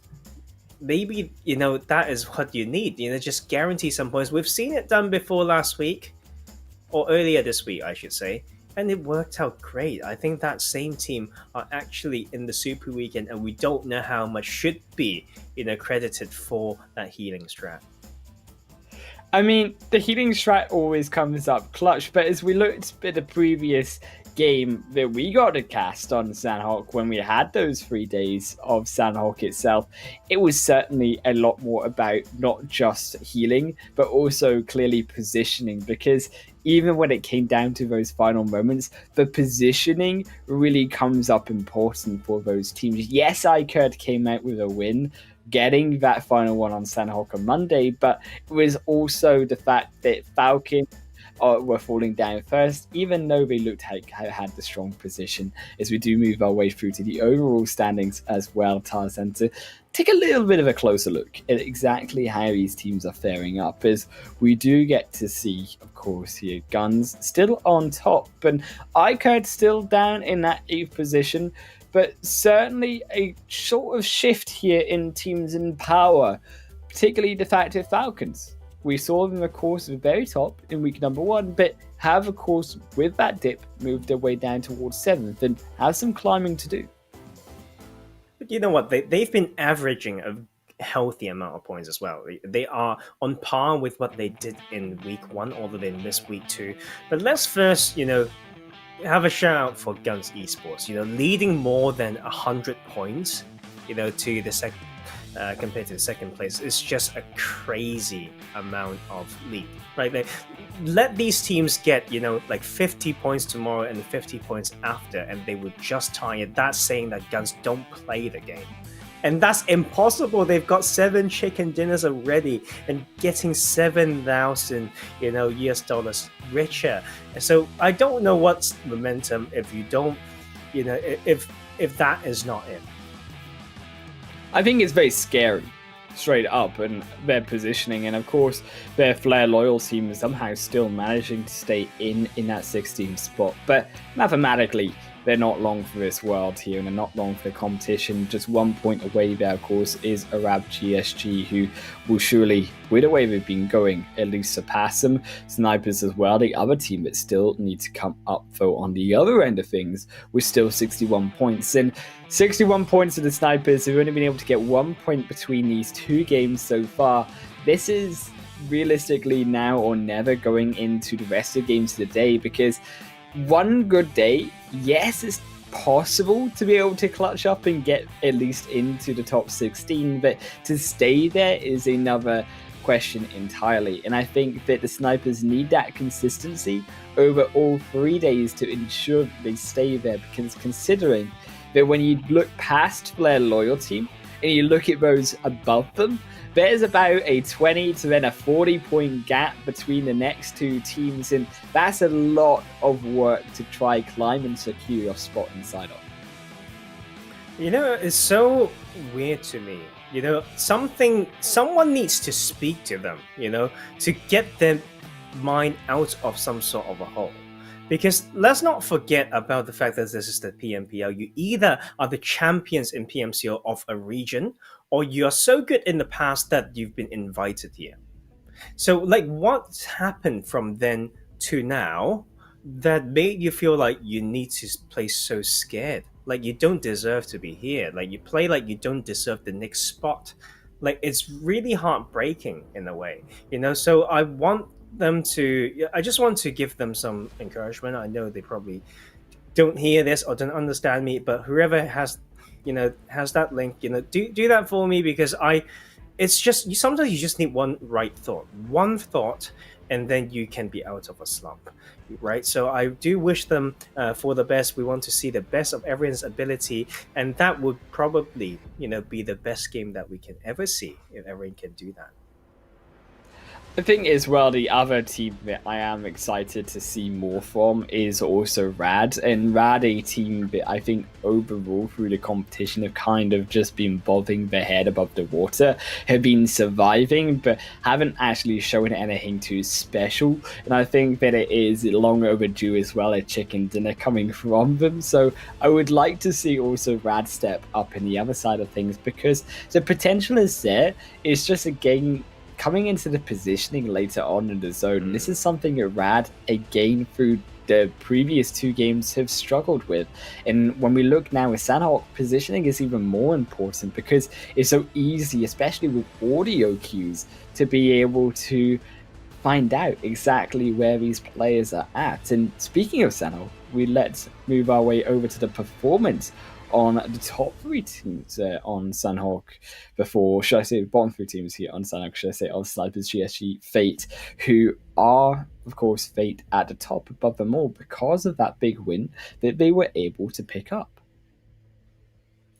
Just miles ahead, right? And you can see, like, that is also, you know, the side of the Snipers having one particular pop off, you know, games that they went to second place on Sanhok, and with that they are still a little bit slow. But you know what? Let's see whether they can do it. Let's head over to the jungle of Sanhok. Let's move our way over and also to the beautiful center of your screen, Renault 5, Born to Win. Welcome to the exciting match brought to you by Oppo. Get your game mode on with the much loved Renault 5 series. And of course, this playing back going to be straight down the middle here toward the mountaintops of Sanhok themselves. These teams always and then ever here will be able to choose exactly where they want to go. You know, sometimes we say that, right? But it's actually sometimes harder, you know? Like, all these skills, like, if you guys are watching Who Wants to Play at this level, sometimes that floating can be so far that people just can't believe it, like up to 2,000 meters. But you need to know the perfect time to open your parachutes early. But you know what? Oh my lord! Like, you know what? I feel like I can see the sniper sitting in a boat on the north of this circle already, because it's so north that there's 30% water in play. I mean, the snipers, they just need to loot up. They need to maybe make their way over to Kampong, possibly, and then take the boat, because I feel it is so tricky if you make still a wide rotation, like the snipers will ultimately have to do to get enough loot. And unfortunately for them, Arab GSG, no loot right now. Fate Esports, they pick up an easy one, and that just felt free. It's some studying that didn't quite come through, or it could be Fate, making a good plan. But it's just a bit weird to me, because one thing that you can know for sure is that you can just use info and float away. Like, whatever drop you drop in, yes, maybe you're diving or whatnot, you need to have a plan B. And to end up in the situation where you're just, making me watch Forrest Gump once again, just running for your life. No, he's got a crowbar, right? No, he's got a gun. Okay, I'll take that back. But, this is not easy to play off anyway, just having very limited escape strategies. GUNZ as well, coming off of the chicken dinner. They might want that revenge served once again on a silver platter. Arab GSG, the second time in a row now that they have lost to the First Blood, a player Freak in his tower, centering upon both Fate and, of course, Arab GSG down on those rocky mountains to the coastal line. But as you say, the zone more towards the northern side this time. And because the zone, Tarzan, has moved so far up towards the north, so far in towards the water, but also the fact that it has moved between both islands on the north, that is what makes this zone so tricky, because there is less space for these teams to rotate to, yet there's still the decision that these teams have to be wary of is that even in the land, their position may not stay safe completely. Yeah, I think it's so tricky based on the fact that so many teams like dropping southern, and then for that circle, right? Like, with so much land taken away due to a lot of water in play, like the amount of power positions are actually not as many as people think, right? For example, we've got that coastal compound, off to the east of Hartin Bridge, and that's just a typical spot to look south, on that coastline. Basically, all that space between the boot camp, the northeastern boot camp hill, I should say, and that own spot, the cliff compound, so much open ground that you can control just from one spot. And there are multiple spots like that in that current circle, right? So that makes it harder. Like, another thing that makes it even, more harsh is the fact that Tatmok's in play. Right? Tatmok Road is just so mean, man. Like, you can't just cross it casually. You need so much planning. You sometimes need to go wide from it.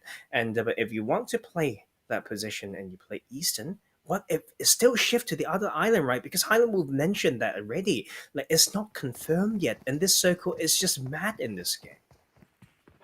And iKURD doing the standard iKURD things. Going to move their way past boot camp. Going to move their way past Galaxy Racer, who YaLLa, interestingly enough, despite being in this game as well, do not decide to drop down in boot camp and instead drop elsewhere. Now, me, who is a lover and a bloodthirsty wolf myself, I would love to see Galaxy Racer jump in straight into the fight versus YaLLa, but on the other hand, it is a smarter play. I like that YaLLa switches up, and I like that YaLLa are adapting in the Super Weekend to obviously be able to pick up those points that they are required to pick up.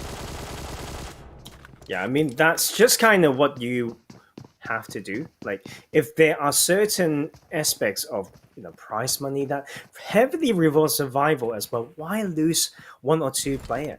Like, even if you take a squad what you lose to, it's still really, really hard to win the game, right? So that is probably why they drift away, but Galaxy Racer just don't care. I feel like it's like, we don't want to run away. We don't want to look like cowards. I feel like that's just what's going through their heads as they are trying to sweep the rest of this, but still need some rotation to make, because although being one of the most centered parts of the map for this crazy northern phase one, they are still on that southern edge.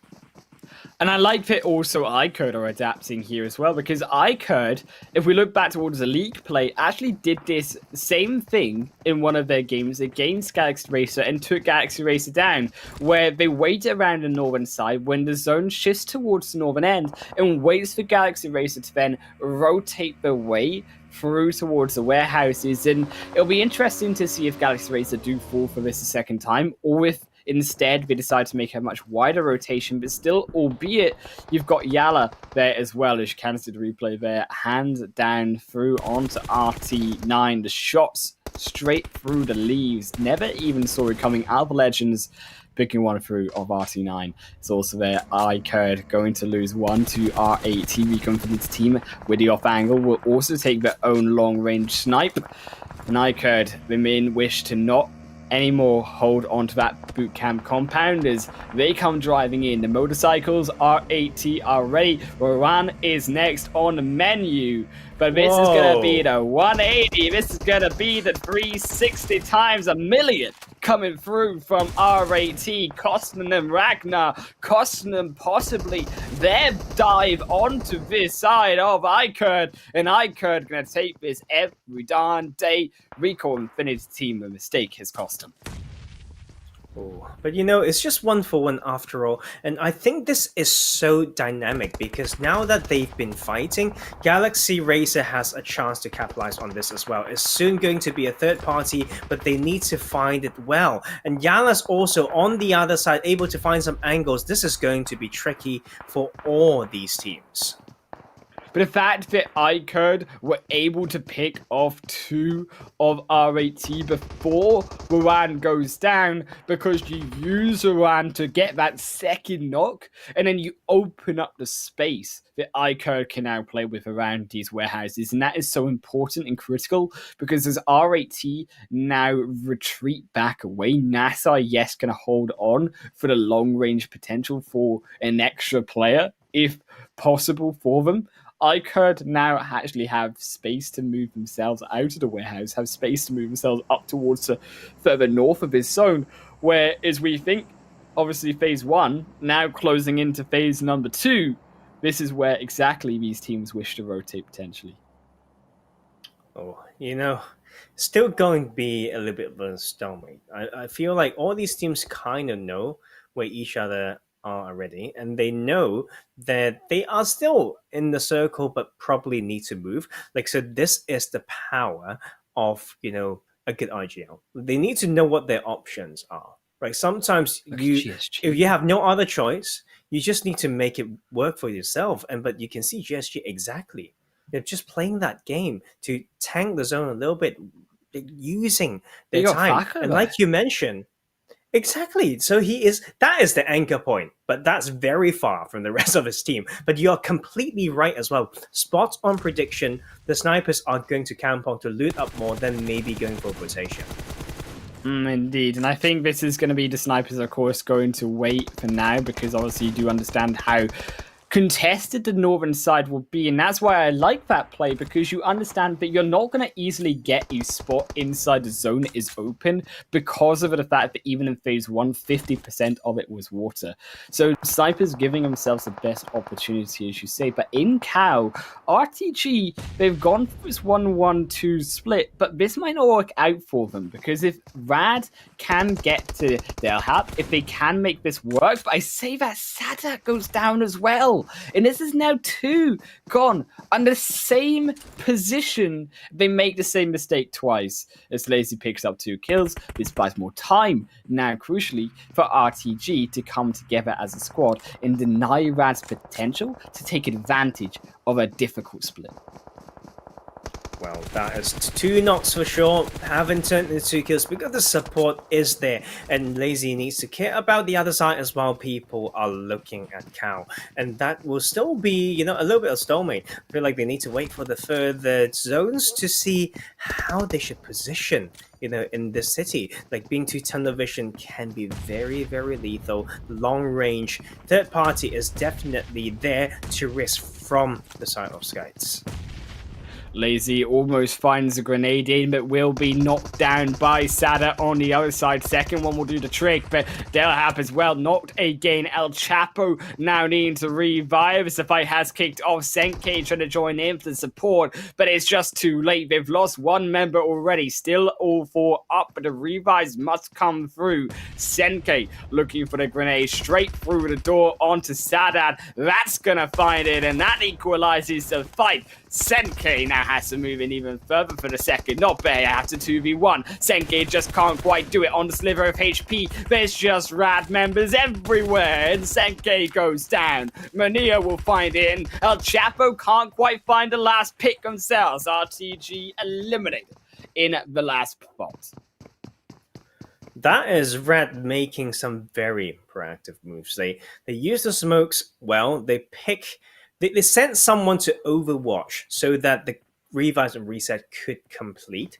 Then it's just those 4v4 plays around those compounds, pushing a particular single L player together. That was a brilliant squad wipe. And that is actually, through all those action, the first squad down only. But we did lose a good chunk of players down to 52, but 15 teams still in here. But this is weird. The teams that decide to tank somehow, I feel like, are just running into each other. You don't expect... This is Lakawi. What the hell, man? They're not surviving Tarzan at this point, to be fair, as that zone obviously is still so far up north, 1,000 meters away, and still, look at the GUNZ members. Rasaf still so far away, only now coming in from the support, and yes, this maybe we expect from snipers as the bottom team, but GUNZ at the top? Wake up, GUNZ, because look at the zone, and look at how far away you had to go. And that is why GUNZ, instead of going for the fight, they just dip straight for the play area. I wonder what's going through the head, because you want points and you have good amount. The next thing that you chase is a chicken dinner.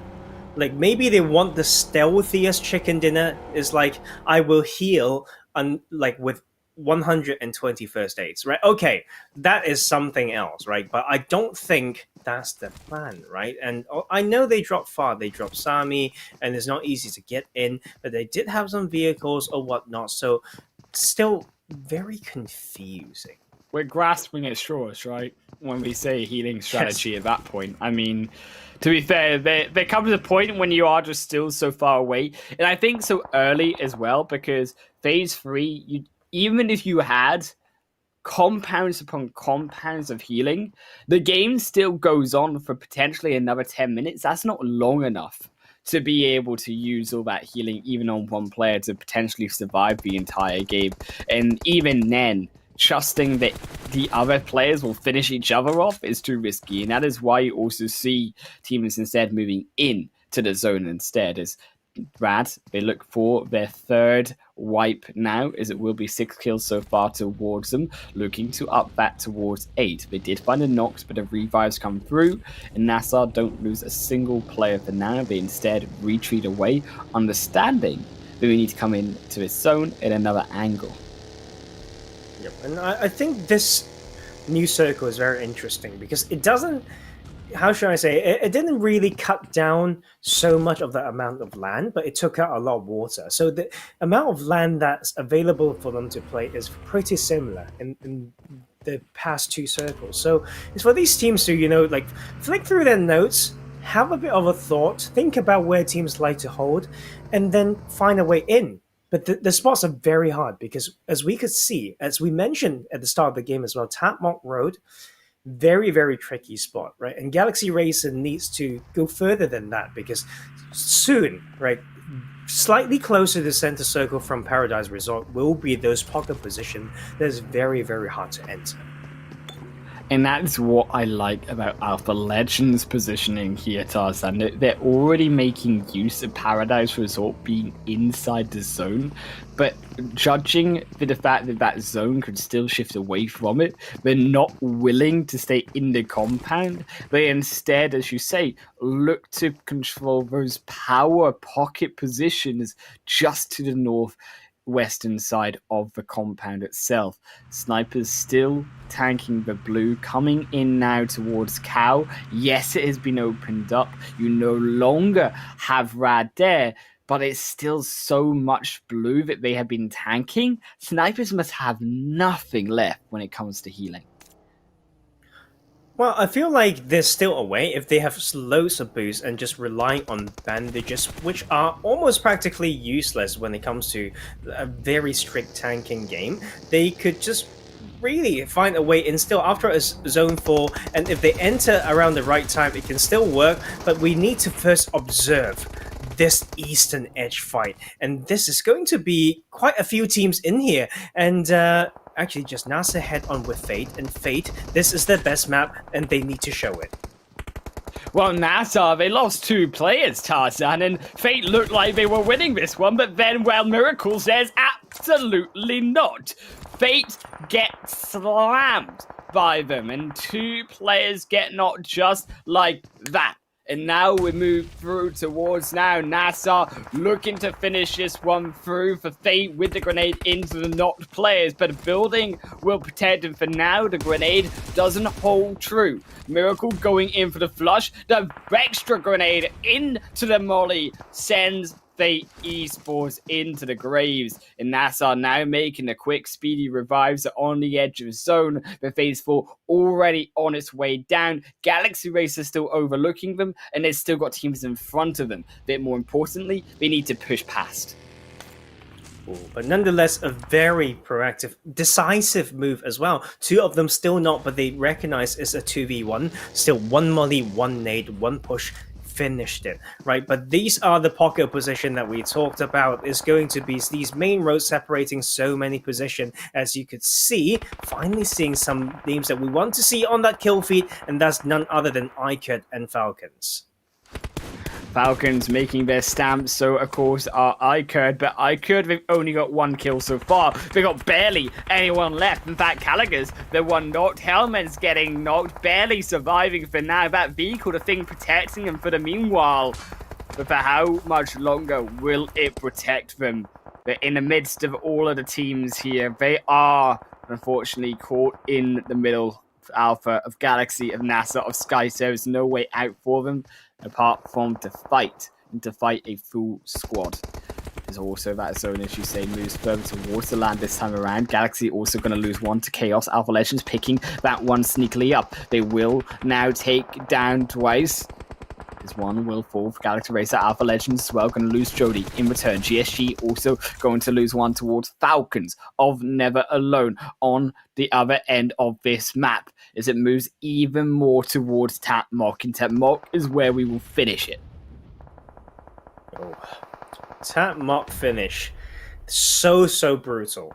Right, so there's a picture perfect, you know, title circle for Tap Mock teams, but they just really need to know how to, you know, limit their peaks, but just hold that. That's something that you don't want to do in that end zone, and that is, you need to time it right? Like, you can use the car to out-rotate other people, but you can't just cruise around, right? And that is Galaxy Racer, you know, under pressure as well, but Alpha Legends slowly finding a spot. Not easy anyway for the circle.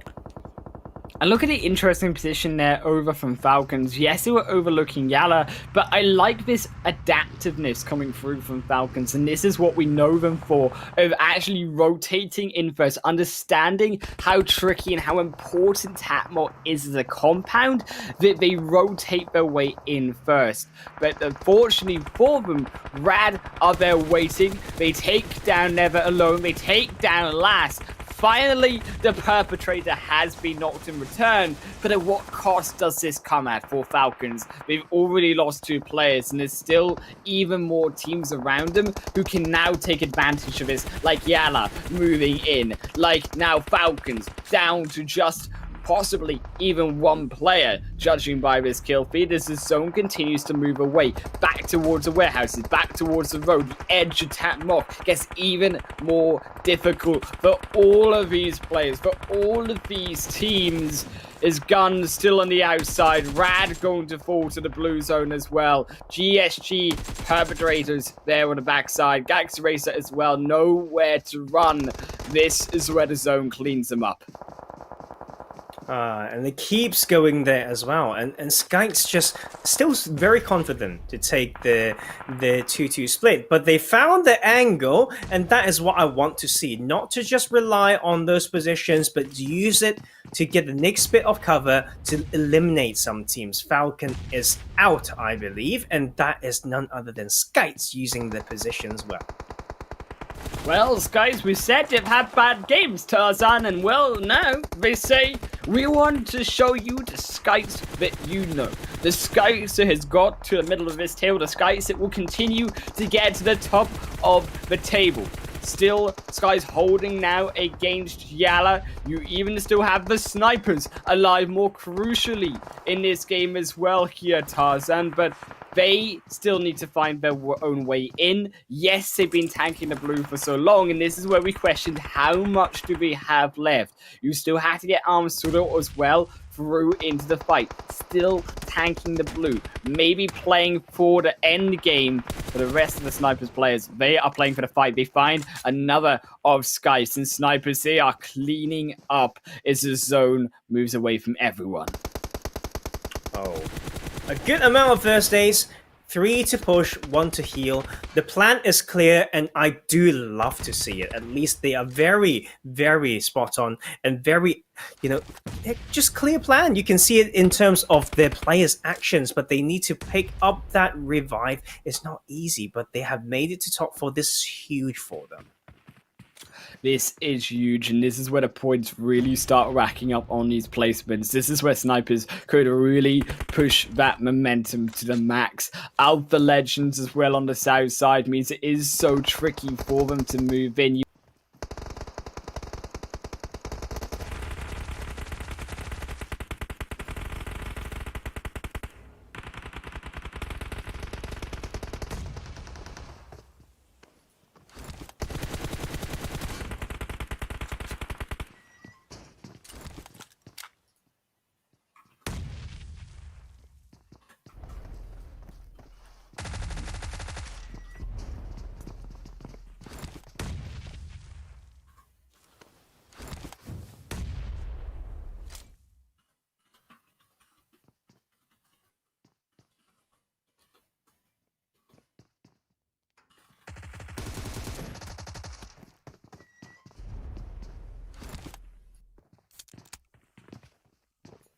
Oops, seems like we're back from a little technical issue. Sorry about that, guys. But just in that split second, we are down to look at SCYTES just getting circles again and again and holding it down. Although they've lost Ghost, but that is still a 10-point game so far. And that is Kato trying to come in, but will not be able to do it. It's down to those two teams for a 3v3. NASR, you've been missed from game 1, and you've got that Mark 14. What a good gun to use in this Rhino zone. But SCYTES is not going to easily do this because all the positions so easy to predict. All those openings needed, and that is just crazy. Like, NASR know exactly where to go, and they've got the trading mechanics. They will take that one. They will be down to the CQC. What a beautiful maneuver. We're down to 1v2 right now, and then we will just see how they take it, and that is a brilliant one to start that game.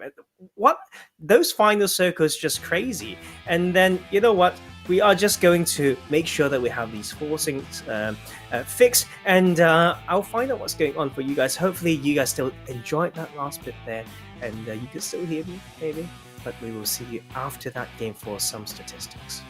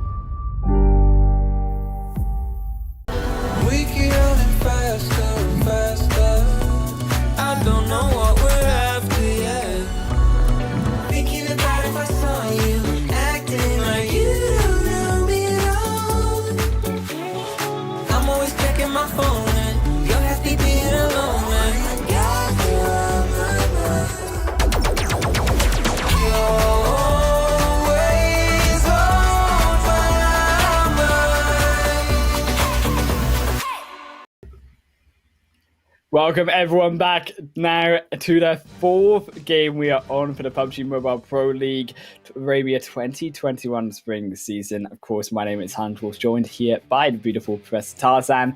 But I should admit here that it was a beautiful win by NASR, but I didn't get to see it. So you're going to have to break me down exactly what happened in those final moments.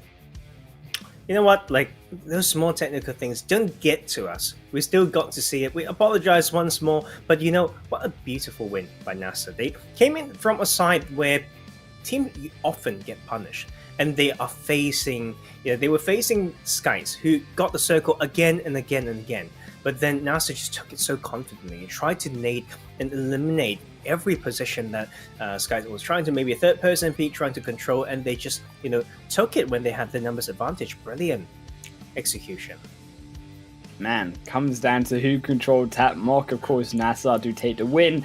In looking at the match results will be interesting as well here to find out exactly how big a win they were able to muster up. But I think this was nevertheless a big open play for not only NASR but also SCYTES and to an extent Snipers, who these two teams really did need these points, and particularly of course as we mentioned the Snipers. But the fact that they're able to have a big win, more so when actually Raz, when also Fate slip up, that's what's more impressive for Snipers. You know what, like, we could still see, we could see what they were trying to do, and they made some, get decisions and splits, towards those later zones. So I'm not going to fault them for that. And when you make it to double digit, it's considered a decent game. But if you just compare to, teams that are like NASR from that game, 29 points, like chicken dinner. So $1,000, by the way, with 14 kills. Oh, yeah. You can't do that by trying to, avoid all the early action. And this really came down to the fact that also the awareness of where these teams were and how exactly to crush that compound with the most time given to you, because of how long it did take, of course, Snipers literally to the end of the game just to get to their first fight. As unfortunately so many of these teams did also fall short of all of those points. But on the higher end of that spectrum, it was still NASR with the big fat win, 14 kills going over to them. SCYTES with the other big show up score, still 11 points through. And Rad, still more importantly, picking up those 7 kills. It really did bring them those points that they required to catch up to the likes of Snipers with their placement points, because had actually Rad not picked up so many points in their path towards the end of that game, then they would have actually been sitting at possibly 2-3 kills instead. But Rad, this is the map for Rad, and the first ever chicken dinner in Super Weekend was on this map. So I feel like they are just confident in here as we go to the highlights and recap a little bit of those moments of that game. The juicy, meaty Sanhok and this Sanhok sandwich that we'll have in all these days of Super Weekend. And we are down to 2 games, but we start with some crazy bootcamp action. There's a reason, Tarzan, why we call Sanhok the meat in the middle of the 5-game sandwich, because of how beautiful it is and of how many kills come through early on. And RTG initially looked like they could have taken down Rad, and had Rad gone down to RTG, this could have been a different story for a lot of these teams, and Rad specifically falling down once again. But nevertheless, Rad stood up where it counts. Rad took down RTG, and that put them up already to those 6 kills, and that's what, as we say, got them those points. As NASR as well had to fight their way through, eliminating, more importantly, Fate, that other bottom team, in order to do so. And these are the teams that really gain momentum through every phase of the game, and that is why you just need to be careful with your game plan sometimes. Unless you know exactly the pros and cons, exactly how many points you're trying to achieve, or which team you're trying to hunt down. Otherwise, just play the game. Play the game and find the best ways, and always try to stay competitive. Snipers as well, finally showing up. But towards these final moments, Alpha Legends, as suspected, could not cross that road. Alpha Legends get caught on the outside of that blue zone, and NASR then fight their way through. SCYTES tried to stop down Alpha Legends, and it was all over from there. Inside the edge of the blue, the Snipers nowhere to run, nowhere to hide. NASR took the chicken dinner win. And when we talk about that momentum, when we talk about how good that was there from NASR, specifically I want to talk about the player here of the game, which was Miracle. Now, Miracle and Batika as a duo, these two players have really played strong. And when we look towards the first week of play, where it was NASR who, going into that first Super Weekend, were the top team, were the team that we looked at and we thought this could be one of the strongest teams in the league. But nevertheless, they've had to work their way back up to fame. And certainly this game in particular really shows you what we saw at the start, which was this golden age of both Batika and Miracle at the start.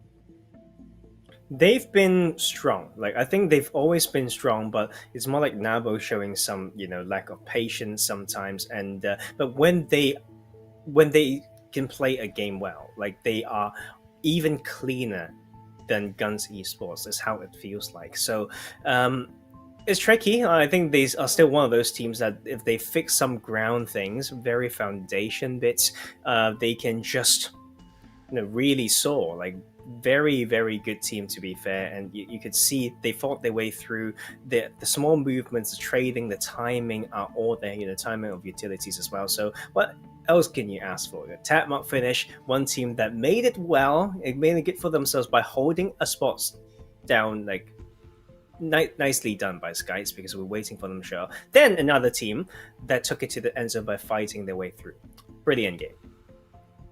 I mean, brilliant all game round here for Sanhok. Nothing that can we expect less from the map overall. But when we move over to the next map, and it is no less than Miramar once again, that is what excites me, because I really am looking forward to seeing how these teams will adapt once again to Miramar, because we actually saw a very tricky and interesting zone when it came over to Happy and the Patton, not because the zone itself was super tricky, but because of the amount of choices makes it tricky. And that's where I actually look towards now this next game on Miramar, is how these teams can be decisive in their decision making, because those who were a little bit wishy-washy, didn't know quite where to go, they got caught out, and they got caught out early on.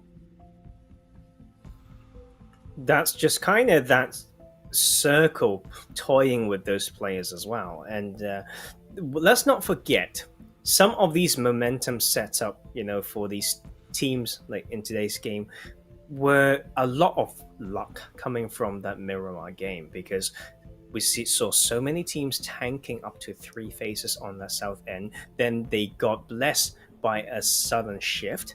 Like, that really switched things up. I don't think it will be the same this time around, right? I don't think we will get the Oasis finish. No, you too right at my mouth. I was like, no, we're gonna have it in a north. You know what? Like, it was close. The second that I was looking at it to say, give us Oasis, don't give these tanking teams the zone, they just gave them the zone. So like, you can never really expect anything. And I need to pray dearly if I want that luck from the gods of PUBG. Didn't really had it when I am a player. Had it once when I'm a caster, and use it all up then and there. And so I just need to do it bit by bit, and I just can't wait for it, because still not having enough of Miramar, man. It's just that one game in the past week, not enough. We get a second one. It's okay, Charizard. We'll fill your need for Miramar. We'll fill your need for Desert. And, of course, fill the need of the players for their hunger, for the points that they need. Because we also have to keep in mind that when it comes to those top 3 teams, I would say, really on Miramar. We look towards actually the likes of GUNZ. We look towards, again, Falcons. And I think also the other team that I would keep my eye on here is Alpha Legends, because these three teams overall have all shown their strengths, particularly on this map. And when we look through the weeks, it has actually been more so Alpha Legends and Falcons who have been more consistent, I would say, through every Miramar game. I think Alpha Legends might have been doing slightly better, because when we think about Falcons, I feel like Erangel is their strongest map. You know, they just know the terrain is like better. Alpha Legends a bit more across. I feel like there's not really. That's why this the points coming from them really out acknowledging in that map. They are just based on that synergy on that spot, making the most out of the situation. Is the impression that I get out of like Alpha Legends.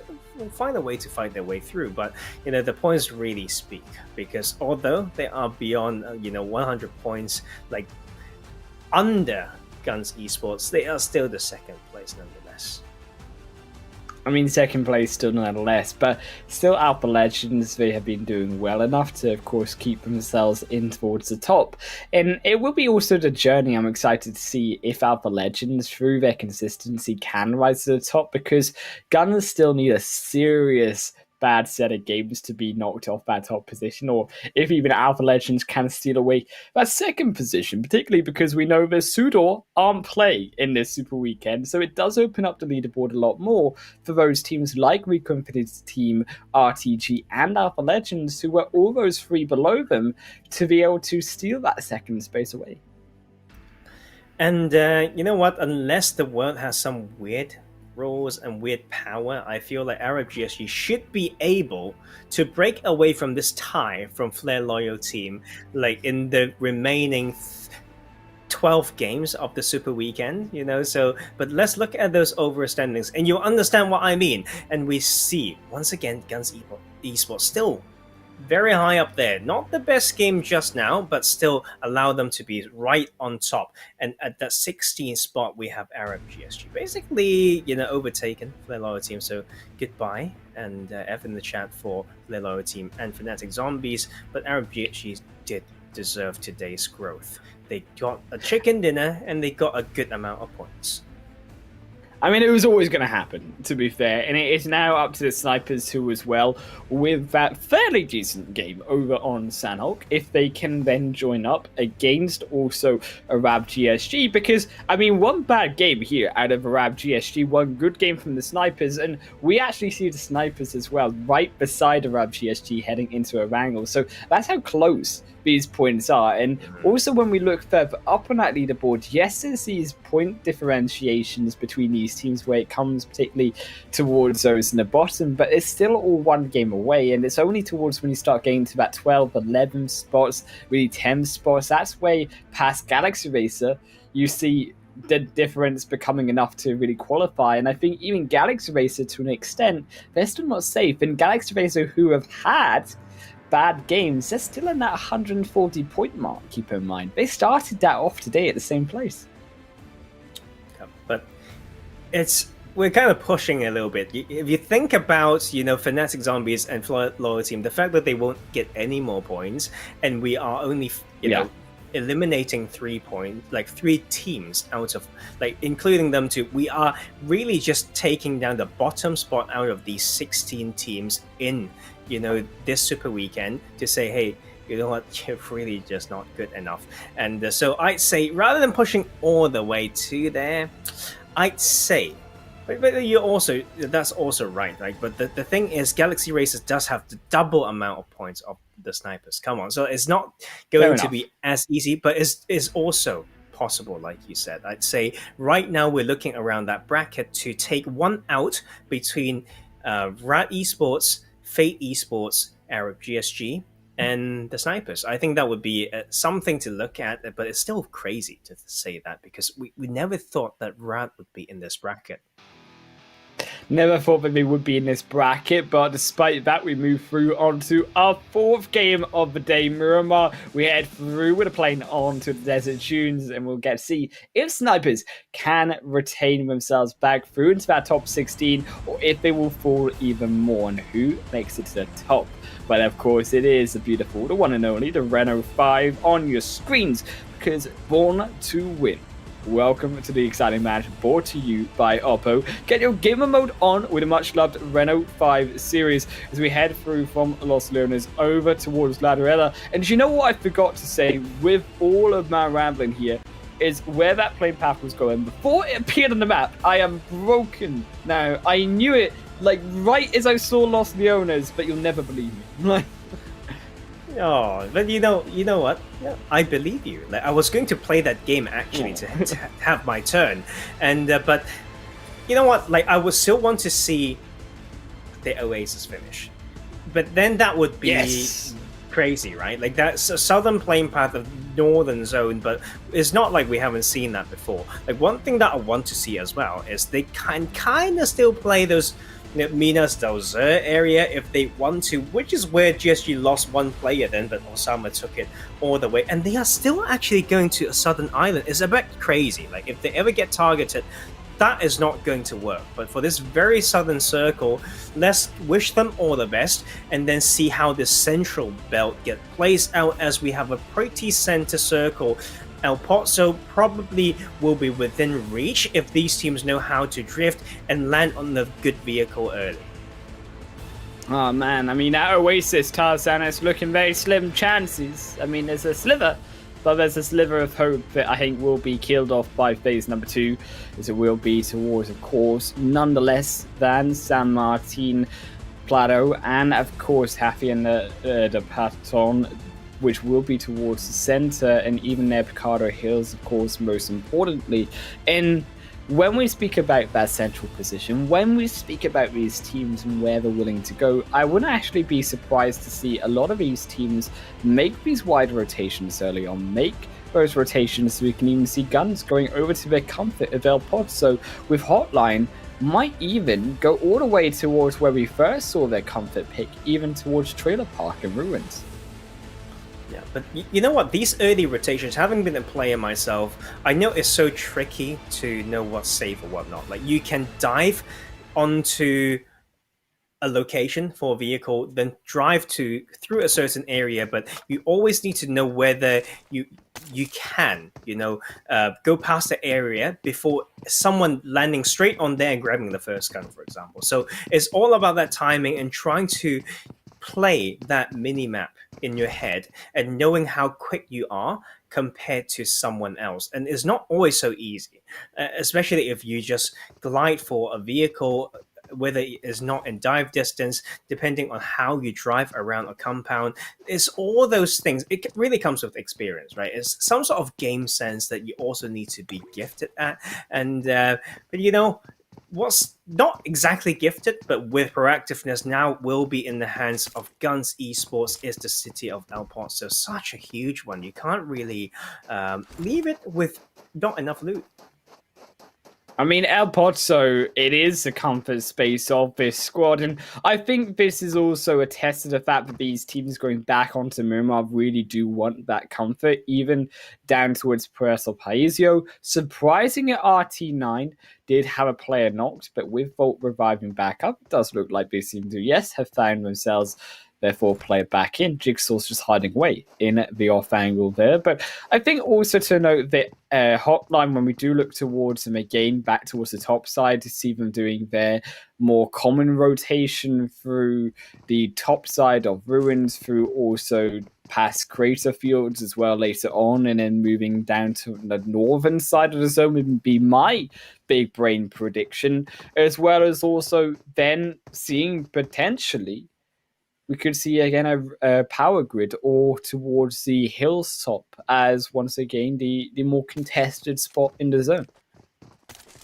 Oh, those are just very tricky to play. Like, you can enter a little bit later, not too late, but you need to know exactly where you want to split. You have a plan B in place. You know how to scout. right? If you don't do that, you never know. Because, like, to be fair, for some, not this circle, right, but for the other plane path is what I mean. Sometimes you have people just dropping on there straight away, right? So you just need to do your homework. Do so much homework, because like if a team likes to take that position and knows ever taken it away from them, if they do well on there, it's very likely that they will repeat doing the same thing, right? And the one thing that's now repeating that I don't know how to feel about, but I can't, fault them for it, is Arab GSG dropping onto the South Island. That is Los Egos. That's very far from the circle, and it's already not as far as it could be, And but as long as they found the rotation paths, yeah, as long as the scouting and car formation, all the stuff is in place, I cannot disagree with any drops. SCYTES also rotating their way through. Again, keep in mind Arab GSG, they're going to be rolling through that bridge at some point, but SCYTES should be aware of this. They should be anticipating potentially Arab GSG going to do the exact same strategy as they did before.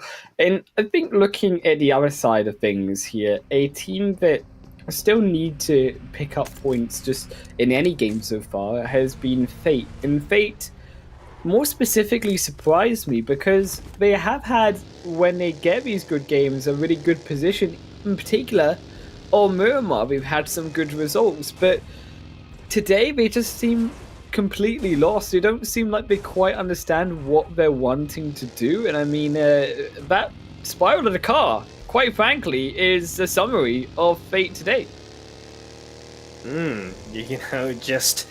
Well, in all honesty, though, like they have been having some decent fights. Like it's not all the way. It's not. How shall I say? It's not all one-sided.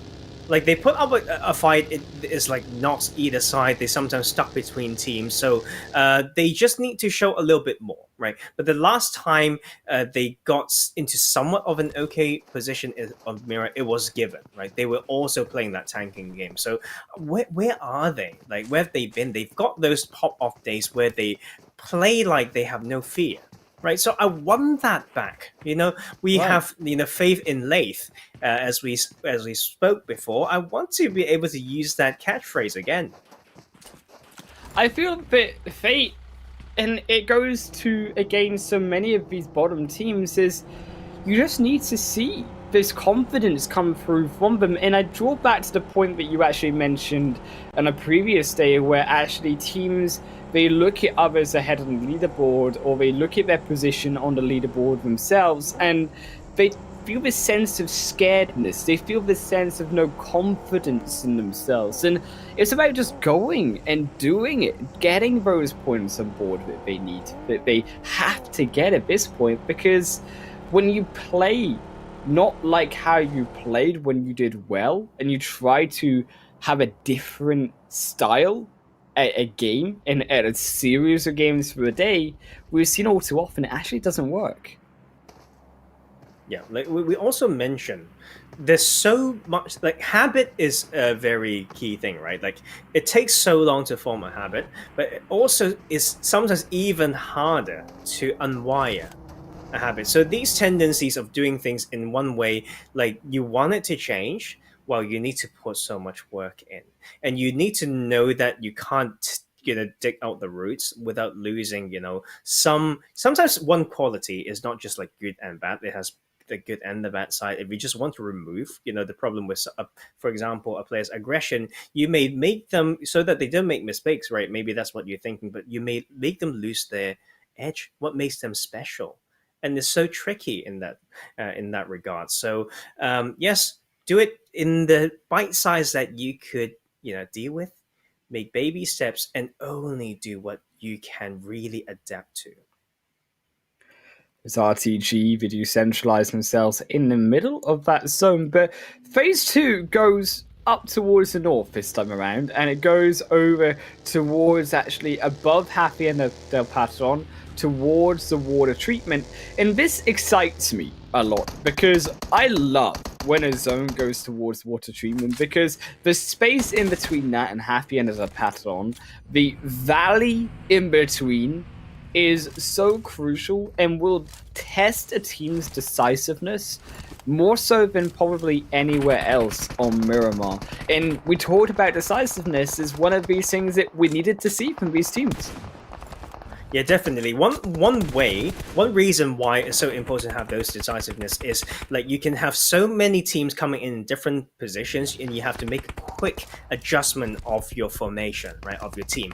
And it's also similar actually around here. Like Graveyard is, in a way, like leading these teams to show that quality, but the difference is there's a little bit more dips and a little bit more covers that they can play off, and we can see these teams kind of just disengaging a bit. Like, why do it now when you've got some rotations to make? I think they will need to find, a little bit more of a better spot, because it's going to get more crowded and they have to tighten up some of these formations, as we mentioned. But keep in mind the off angle from Fate, that third party bit we've seen all too often make such an impact. And that is what we're really looking at here, is also how do NASR rotate to that better position, understanding if there is a team coming up behind them, because how do they take the fight versus Rad more specifically? Rad, yes, they have lost a member. Yes, NASR have the advantage in terms of members, but in terms of positioning, they probably have the weakest positioning out of all three of these teams. Yep, and you know what? I feel like they know as well. And so this is where we talked about decisiveness once again. They hold that spot, they play this game for so long, come on, they're in the Pro League. They would know the implications of that. So it's now down to them to use that position, find a way to get out of it. And then, you know what, like same for NASR. They know what it means coming into here. There's high ground upon high ground. They just won a game in dominating fashion. And with their experience as well, with the opening kill of the game, I would expect them to know how to play this compound. I would expect as well to see how RTG will hold on to his center depending on where this zone does shift, because even HOTLINE moving over towards water treatment and maybe hoping that zone shifts its way further north. Still GSG you can see on the south side, hoping that it will shift opposite way, but where will it go? Will it go over towards Hacienda del Patron, over towards San Martin? And these players, they best be buying up these houses like we're playing a game of Monopoly, Tarzan, because it is going to get crowded, and it's going to get crowded real fast. Yeah, it's once again like playing the key spot rather than just saying, hey, it's edge or center, even for the teams who has a priority to take those spots, because like the landscape suggests otherwise. It's one of those maps. That's why I love Miramar. Like it's not as simple as you see, and you can see once again adding so much, versatility to these fights as well. It's teams deciding that they may need to fight here, but there are more options. But their options changes so quick as they decide to stay here longer, and then both of these teams can get their entry spot in the circle or anchor spot taken away. Well, just like a game of Monopoly, you got to think long term. You got to have that opportunity. Yes, a chance at a circle, but how can you outplay your opponents is what we're looking at here. And this is what Rad are trying to do. They're trying to gatekeep NASR for as long as humanly possible out of this zone. But NASR and also Rad, they're in this tricky position where actually both of them in a way gatekeep each other, because Rad are on this awkward end of the hill where they don't actually gatekeep much. They can only keep one specific entrance, and that's why you see Munir instead gonna go for the escape. They're going to use their second player as a bait. There's also GSG. They drive past. They drive through. Bayat as well going to be the second one in. Can NASR potentially even take one down? Not just quite yet. Bayat should have gets through as well. Now as well for the rest of GSG. Rad going to get shot up both by Falcon. They lose a member on the gun position. Now it's only getting ready to drive it left. But can Rad escape? They got one more player alive. Falcons can't quite find it. Desha uses the blockade of the building, of the hut. And they keep themselves in the game. Oh, So many blind rotations and Falcon hunted down, and they would just take their money, take their points, rat esports out. Ay. We mentioned how they should be far away from that, but hold that. SCYTES is struggling as well. And this is what I mean, like these teams having some of these big games just can't seem to find a way in. But it's also, you know, GUNZ Esports. So if you give them the power position like this spot right now, very, very scary stuff. There's a reason why GUNZ are literally over 100 points past the next best team here in the standings because of how ridiculous they can be and how strong they can be in team fights.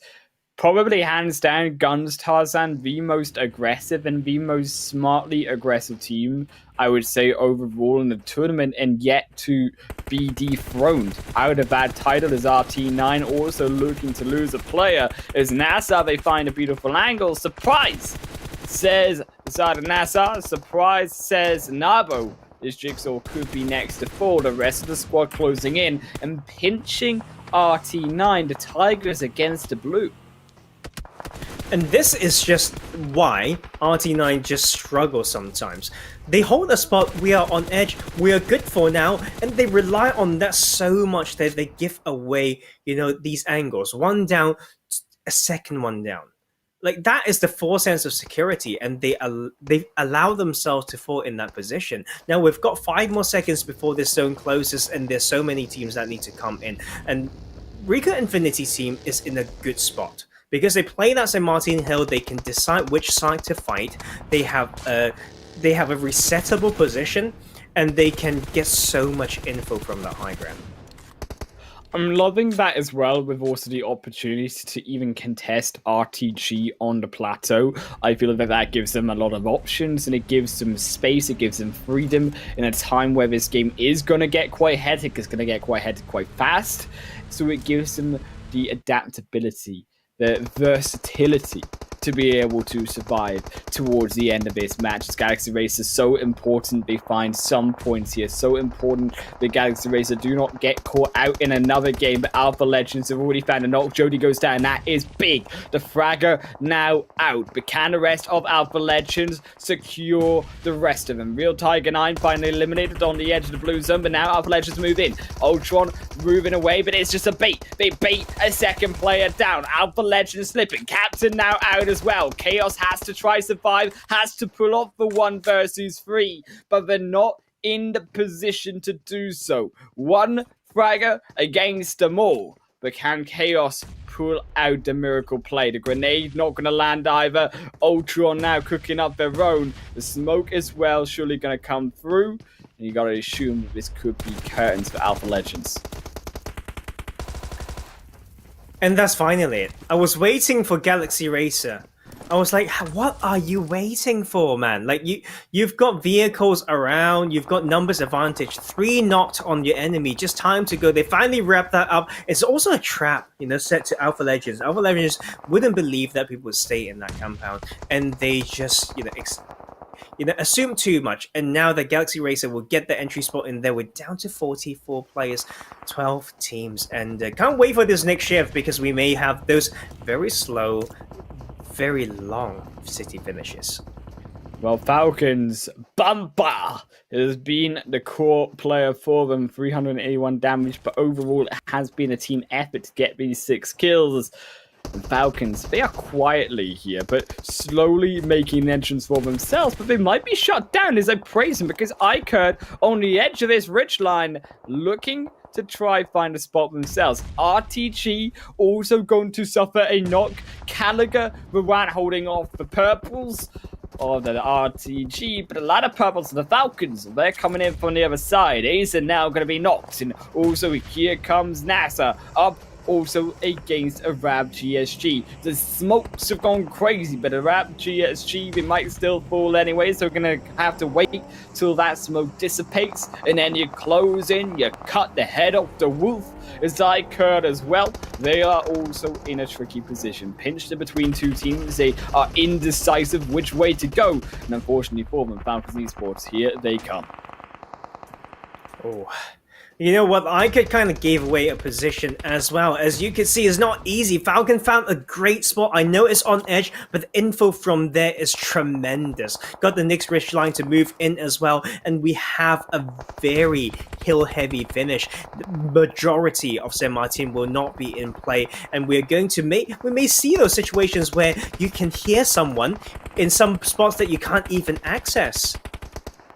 Gallagher has to survive for the meanwhile. That off angle against Never Alone and Last. The two other players looking to still try find some entrance in. Still trying to find some position in this game. But yes, they're in zone iKURD, but there is really no escape from this spot. You have to take one team. You maybe take down RTG. Looks like they weren't paying attention to that kill feed though, because still it is of course now that revive coming through, upping them to the man advantage once more. NASR as well caught on the south side.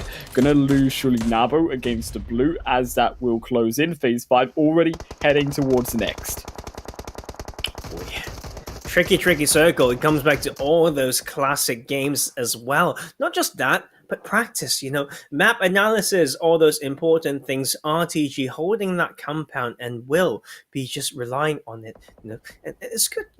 Saving some gear health and all those important stuff. And NASR still hanging in there. I know they've lost Nabo, but they excel in these Hell Circle as well, and would love to see what they can pull off from here. RICO Infinity team waiting for them to pop off today.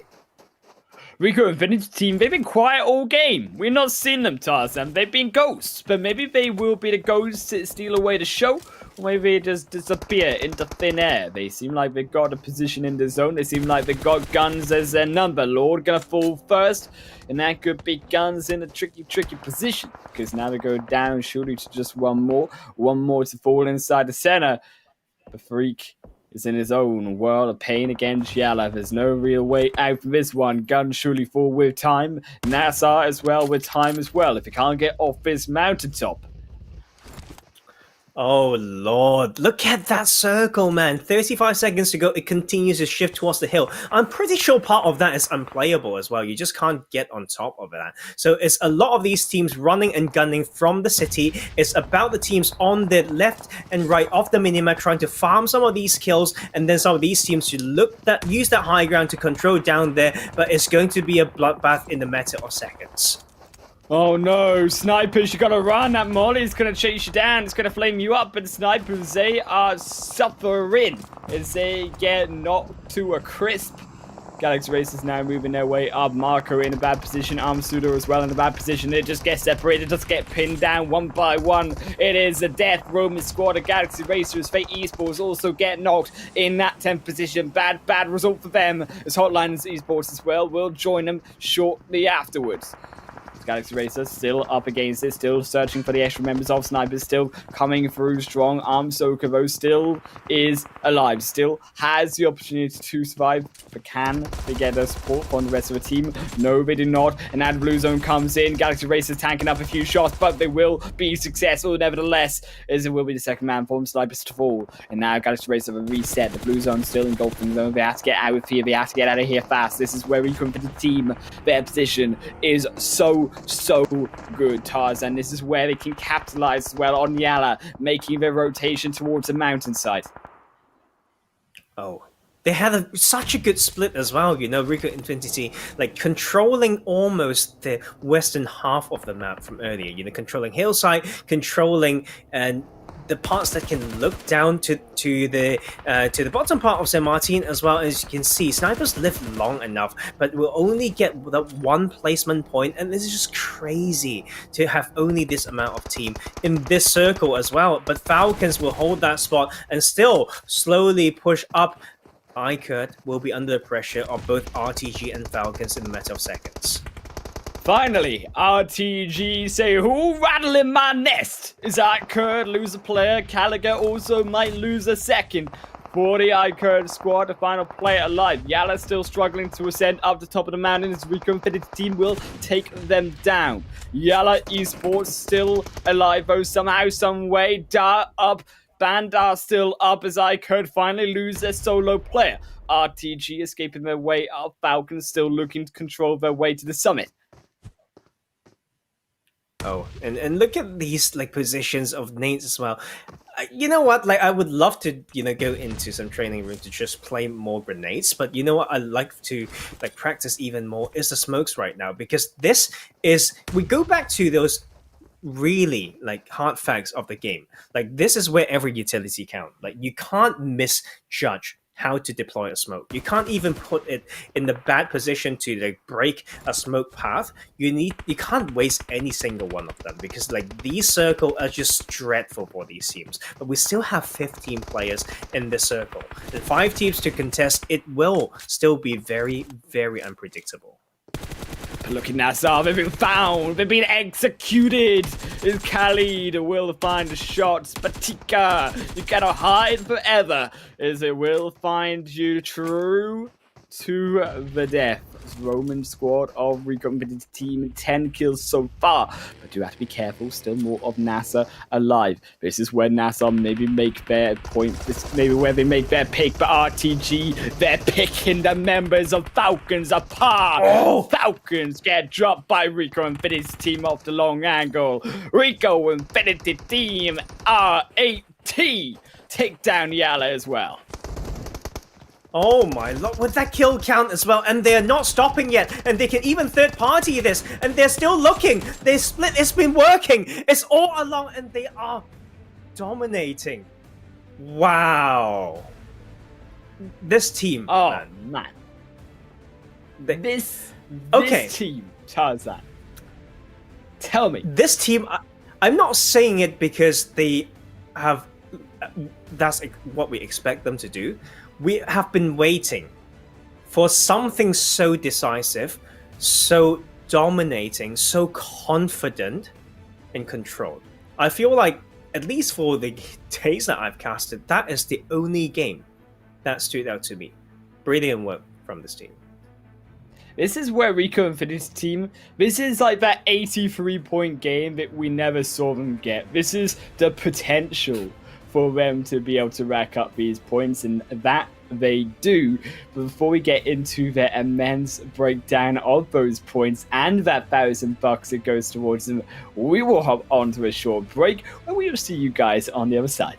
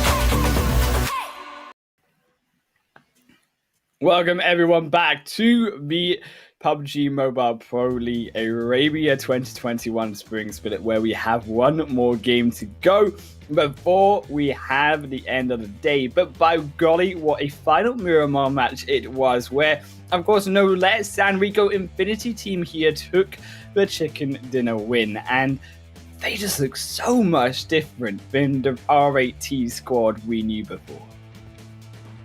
They, of course, they had a very good day last Super Weekend, right? But just over not consistent enough, as you guys could see, it was not very. The presence was not much felt, right, in the earlier 3 games. But that one, as we reached that mid game, with the split, very proactive, very well thought out. I know that part of the map as well. They could control every part. Wide rotations, people from down in the city, people in the middle of the circle. They thought it out, they executed, and they took a really, really big win, a 30-point game. Like we said, right, the San Martin Plateau, that's where you look for, overlooking Happy End of the Patron, and by golly, they took it, as we say, to move our way through onto the match. That's we get to see exactly how big a win it was, and it was a 30-pointer. Was how big it was here for them. 15-15 NASR, though, also catching my eye here, getting that second place in NASR. 2 good games in a row now for them. And they did it very well. So it's almost like they found some way to control a pocket that is just somehow allowed them to stay stealthy, etc. Because like we've seen, a lot of teams have been fighting their way through the edge and definitely like die one by one. But then NASR able to split their bets. Right, they played that southern side and they made it far enough, and that was because of the constant crossfire that's happening in that end zone that made it end so quick. But we can see 4 teams got 0 points, 2 teams got 1, and that was just a bit hard to watch, especially when some of these teams are in that bottom bracket that we mentioned. Oh man, so difficult indeed to watch. But RICO Infinity's team, what a spectacle that was to watch. Nice again. Also, their props to Falcons. I think good on them to at least survive to the point which they did. RTG though eventually did close them out. 4 of those 5 kills going over towards them, of course. But I think that RTG definitely also played a good game themselves, because the way that they approached that mountainside, they didn't think, oh no, we've got to go get a position in this zone. They waited to the final moments before they came over that hill, and understanding it, RICO Infinity's team also had the angle upon them, and understanding that they could find that perfect angle where RICO Infinity's team couldn't shoot down upon them as we move through onto the highlights, but also where actually they could still take down Falcons. Oh, and you know what? It's not easy for NASR, because they actually took a very interesting split in here and tactically outplay Brad and build momentum from there. And but SCYTES, a team that has been doing better this week, not strong enough yet. Yes, one decent game, but we don't want those outliers. We want that to be, we want those good games to be every game. Yeah, for sure. And I think that also this was potential from Galaxy Racer. Maybe we saw Galaxy Racer in a world where this zone is different, start to maybe be stronger, start to maybe show up. But again, despite these knocks coming through onto Alpha Legends, despite this one team wipe, they still looked fairly invisible in this game as a whole. And I think so did in this game there Arab GSG, unfortunately for them, getting caught out by NASR. I think it's just a bit of a tricky. They want to secure the early game, right? Went for some really fast spots, but then they feel like that would give them free pass to enter when people didn't expect them. But you still need to do this homework, right? But you can see these end game is really about coming up with the plan quick, allocate meds, have a role, have a function, and then just fight for it. You know that you can't make it to top 3, right? Like there's just no way that teams in that position would fail gatekeeping you guys running across in the open. Right, and I think this is where they both fell down. And I think similar there to snipers as well. Now, yes, we know the Galaxy Racers, they, judging by what we can see, had the medkits. So it surprises me, as you say, to all be running out there so early on when snipers actually they pick up those extra 1 point, albeit because they were able to survive to that final spot. One ahead of them is also YaLLa. Then they drive up onto the mountain themselves. Yes, they take down GUNZ, but still RICO Infinity team hold over them, and with RTG there's nowhere for YaLLa to run. And as you can see, this is why the split was so strong, and they slowly tighten it up, RICO Infinity team. But RTG did play that spot long enough, but it was just so hard towards the end there because just the high ground advantage, you know, and they've got all the info with the man advantage as well. Prestige, come on, like Man, I mean, this is like Among Us right now. you got the this 3 team RICO may Infinity be- team members. Yes, and reaching almost 3k damage, almost I'd say. Not really, a bit 2,500 maybe. Like that would still be very impressive. But Miracle's like holding the ground there for NASR is so important because, like, for the love of God, they were playing as a duo for the majority of that, like from mid game onwards. But was able to hold it down. That's why individual plays are so important. Man, I mean, I'm so distracted right now. Like, what is going on? Like, with my... This is like Avatar happening right now. This is what this is. Like, this is like the blue light of lights coming straight down from the heavens over towards me. I mean, now what's going to happen is everyone is just going to look at that light as it disappears until we get into the game. That's what I've done. And it's psychology, Tarzan, for you. Okay, speaking of that, important. Like we always talk, I love talking about psychology because, like, what else can you realistically talk about to make someone, you know, different? You know, when mechanics should be the basic at this level. Nothing. Memes. No, I'm joking. Like I was trying to do that meme face, but I can't really do it. But yes, and it's very important. Like we will see a lot of like teams who can't do that, and seems like when they talk about the psych, maybe RICO Infinity team has done something right, because not only was that a bounce back with the dominating 30-point game, like it's just clean, very clean. It's bold, but they made it work. They just made it work. I mean, that's all you need to do, Tarzan. You just need to make it work for sure. And I mean, if you can somehow get to that chicken dinner win, I mean, maybe I will eventually one day. But RICO Infinity team, alas, is slightly better than me, just a little bit here, as I don't want to inflate my ego too far. And RICO Infinity team do take the win, and they do take it dominantly. I think, on the other hand, though, looking towards the final game here, Tarzan, back over on Erangel, and looking actually to a team that has been almost clinching these wins, and we said was probably the strongest team here on Erangel, is FalconsEsport, and they're still yet to really show up to the extent that they did in that first week, to the extent that they did in the league stage this week. I think it's so interesting to see that point average is still very, very decent. I don't know whether it's higher than GUNZ Esports, but like sometimes we can only focus on what's ahead. Like for them to say, okay, yeah, we missed the second week, to come back and win the league play for third week and then continue with some points. We may not feel like we're seeing them as much because of the fact that they missed like that week. But if we do the math, then you would know that they are doing like themselves really proud. Yeah.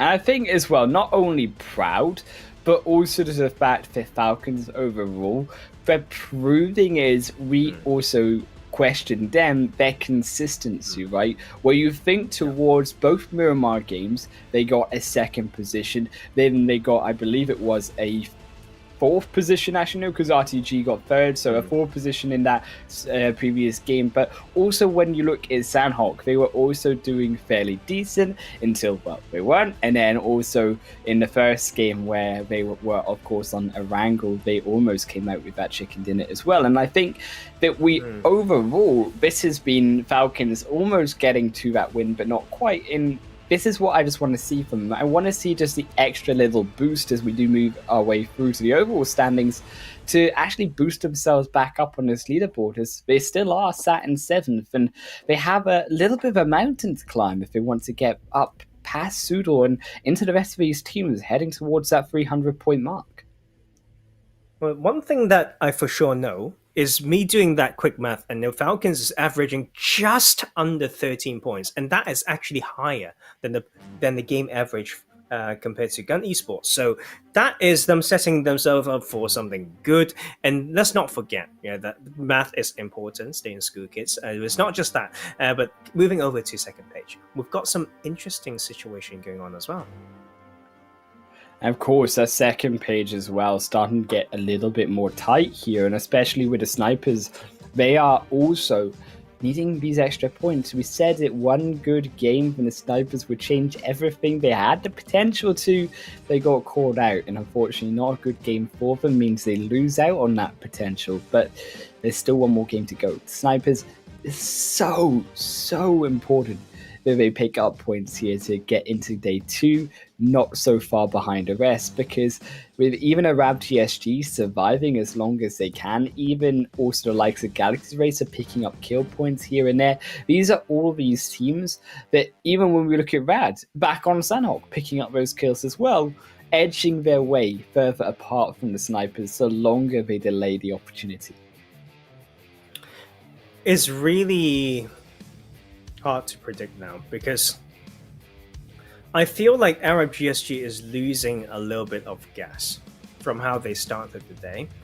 And then snipers are definitely, 17 points behind Arab GSG. We're talking about really the bottom. Like, if they start to lose some gas, or like used up their luck, or however you want to call it, then we are down to both teams kind of just dragging their way through, and then whichever could suddenly have that one game that they made it to double digit, it will be so close, and then it would just be that race. It's like the straight, that's that last 100 meter of a race. The straight and narrow.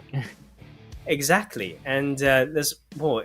Fate as well, not safe either. Just 10 points above Arab GSG. So once again, psychology, mentality. Last game of the day. Then some more work to do, and this is why it's so hard, right? So much money on the line, we've got so little time, and but many games, many opportunities, and many support for all of them. And what would you say if you are one of the leaders of this team? What do you say to them to really pump them up going into this final game? You know what?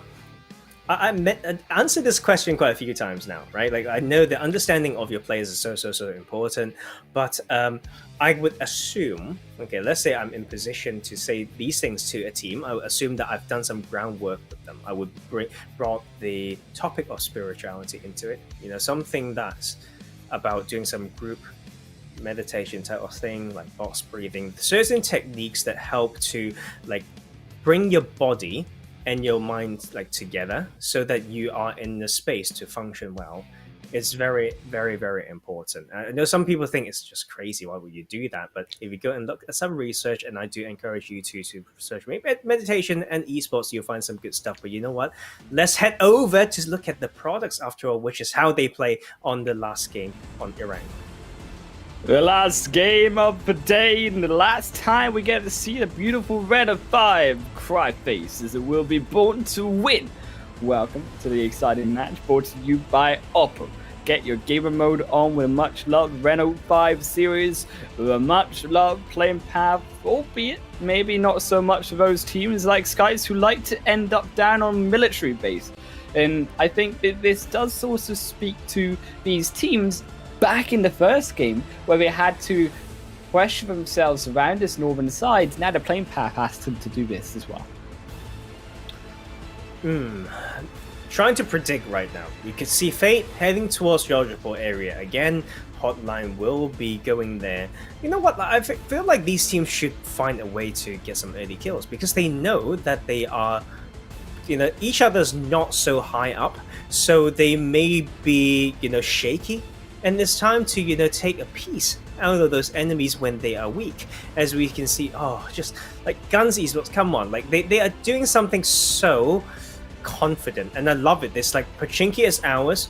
We'll split like this, get the cars, and go in and loot. And it's almost like textbook now. Like, I love seeing them drop there. And the GSG going to one of your favorite spots, Stalber, and that is actually their spot. Yes. They're going to those top right side of the map, slowly work their way through. Now they have to come back into the western side for this phase 1 circle.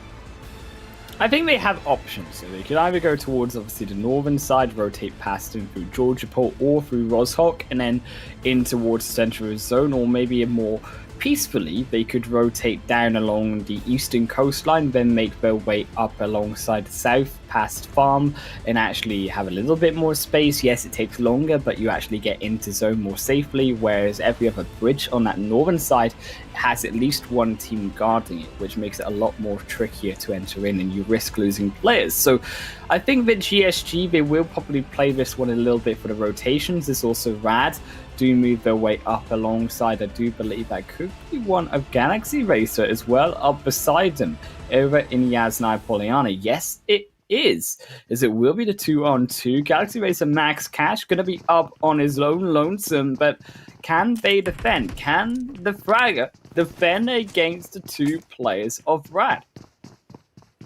We don't know. It's about patience or those practice in these last moments of CQC, also known as close quarter combats. But you know what? I love to see these early fights because I feel like it's more of a battle of the supports rather than just a 1v1 ability. So it's about patience, it's about, team play as well. Before you know it, that is the most important thing, and that is Rad making that move first. What did I say? Full squad in here, so quick, so much earlier than the start of Galaxy Racer. Galaxy Racer as well, the way they split though in that compound more specifically, they don't even have items, they have nothing to defend themselves. Rad, they can go for the push if they like to, instead they do not go for the push, and instead will just opt instead to go for more loot. Now, you obviously have to think this is due to the fact that yes, Rad are all in one vehicle, so if they do make a little bit of misplay, very easily for Galaxy Racer to capitalize and take all four members out. But over down towards Pachinki, this is where we look at towards more the center of this zone. And GUNZ, they, as a home spot in Pachinki, will have to fend it off. Oh, I love this split as well, and I can see why it's working. I've been studying like Pachinki before and thinking what would be the good split. How do we not, repeat loot and be most efficient? But that being said, speaking of efficiency, it's the small things, man. I'll tell you what I saw earlier when Rad was pulling away and seeing a second vehicle, two players hop out of the vehicle at the same time. So you can see like what's happening in the background is very synchronized comms, and then they just found the sweet time, to match with the right speed of the vehicle. So they hop out, didn't waste any time, didn't lose any health, and that is just great to see. There's small things. You don't get it in any other day. They can't just say, like suddenly I just hop out of the vehicle at the same time, exactly knowing which two as well. It's not easy. It is those small things, though, that really do make the difference between when you think later on, if you think at that 25-minute mark, or that 20-minute mark, where every second counts, and you wish you just had that extra 2-3 seconds to make that rotation in, you could have got in to that zone. You might have not got shot on that off angle. And these are where those seconds add up, Tarzan. And this is why these teams supposedly, or one day or another, inside the PMPL is not. That is also why I am not in the PMPL, Tarzan, because this is when I play a game of PUBG Mobile. I go, how do I put it? Full autopilot mode, and I just run around. So your autopilot is Forrest Gump. So you like to run, you want to look for good cars, but you know what? When we are in this mode, then we'll give you the best that we can. And you know what? It kind of when you talk about small things, right? And Yeah. you know what? Let's talk about big thing. I regret what I just said. Let's talk about psychology once again. You mentioned they are supposedly in the Pro League, right? And I can tell you one thing is sometimes how teams know that they are probably better than a particular lobby, and they unlock a particular part of their brain to allow themselves to play at a certain level of ability. But with their perceptions of the level of other teams just going into it like, oh, like these are not those, I don't know, like low level players, whatever they want to call it, yeah, again, and that just gets into their head. So before someone tries to get into their heads, they get into their own heads, like thinking that we are not good enough for this or whatnot. And but if you believe so, you just make yourself so much harder to believe otherwise. You know, that is exactly what I'm missing, Tarzan. If I just wake up every day when I play PUBG and I just tell myself, I am part of the PMPL, and then I say to myself in the mirror, you got this. And then I go into my game and I suddenly play like a god. It has some grounds to it. Or not. You know, like there's something called, you know, I don't have my notebook here, but sometimes I forgot the term, but you know, people like Bruce Lee, right? There's some very successful figures and athletes in the past who, you know, practice something where they repeat a certain thing to themselves to believe that they have an ability to reach somewhere. People will think they are just completely, you know, like ridiculous. Like, why would you say that? But you know, before people know it, if you actually have some faith, if you're not completely delusional, like that thing that you say to yourself in the mirror has a bigger effect than you think. And I will share with you another thing when it comes to my routine, other than like meditation and all that stuff, the bodily stuff. In psychology, like we studied the effect of gratitude. So for players to keep some gratitude journal, to, you know, remind themselves by writing or something that what are they are thankful for the current experience, the opportunity, and their team, will really increase the performance as well. It's been researched. Oh yeah. Don't fight me, fight science. I mean, to be fair, when you think straight up in context, you say, I don't have to beat these teams. I get to obliterate GUNZ. I get to destroy Falcons. And this is what RICO and for this team, they're signing down. After that fourth game, they're signing down the EZ is what they are signing as they make their way through to Falcons once more on the northern side. The Falcons, this is their chance to stop them on the bridge and also past the bridge here. You look towards actually the mountaintops where every single game, YaLLa control. And you wonder if, yes, we've seen a HOTLINE contestant previously. HOTLINE are opting to go for that this time around. If then, as YaLLa maybe rotate off of the mountaintop, if HOTLINE continue to look for that advantage, try to look for that mountain as well. Yeah, and you know what? Just too many ways to play that. But what I want to mention is RICO Infinity Team, because you talked about how they may have dropped the EZ, but you know, they had the circle before, like around this area. You know, they dropped Zaki, didn't work. Now, would it somehow work now? They have to fight through, you know, into the zone from that northern side. You know, you will reach more high grounds. It's hard to control, but you know what? I love these spots. Like these are it's almost like the 2019, you know, pro play. Like Falcons taking some of those like spots, and then Fate knowing it and will challenge those. Don't peek me, you son. Just sit back down. And that is some very good things to know, but I don't think in a tournament room that you know they are Falcons until you finish that kill. You may know the team number. You know, you study the finest things, the smallest things, then props to you. Then you could use that info to say, oh, is team number something, is Falcons. We feel good about ourselves. Let's go kill them. You know, the psychology once again. I mean, are you trying to tell me right now that they are like the real daddies of this situation? Is what they are right now. Falcons are like the little kid, and then Fate is like, yo, you better get a talking to. And then Falcons get smacked. And that's exactly what will happen. That's exactly what you interpret it is. It's not wrong. They need to do the big boy thing to study the smallest things down to, you know, the team number, and then do the daddy mentality and go and just take it.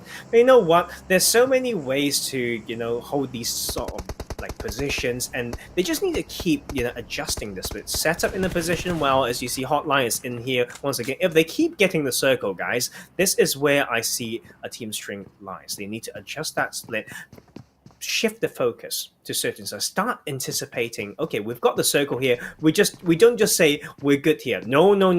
Think about where the circle is. Think about where the other teams may get funneled into the area that you can control. And that point itself, man, in coaching would cost you too much money. So please digest it. I would be very happy if you do. NASR, they are digesting that blue zone or something else here. It's not tasty. As Rad will also move their way through his full squad past the edge of the forest hills in towards the fields. And Agatka Fields, Pachinki, here is where we lie. Here is where we potentially move down to the next phase here. But where will it go? Where's it going to go, Tarzan? You better tell me. Too slow. I was a little bit late there. I'm so sorry. But you know what? I can tell you which team dies next. No, I'm not going to do it. That's really mean, man. But, prediction. But you know what? Like this type of circle, I want to see how RICO Infinity team control that pocket. They are on that northwestern side. They have some spots. They've got part of the that Everest, what we call that high hill, but they will need to prepare more than that, because if they give too much info using those positions, they may be gatekept trying to come in later. But you can see, guys, this is the proactiveness of these level of teams. They want to just get in as soon as possible. Bluezo's not even moving yet, but NASR, to our surprise, is the slowest to react. Okay, tell me though, who is your prediction to die next? I mean, yes, we got Fate and RT9 currently up, but who dies? Do you want the truth?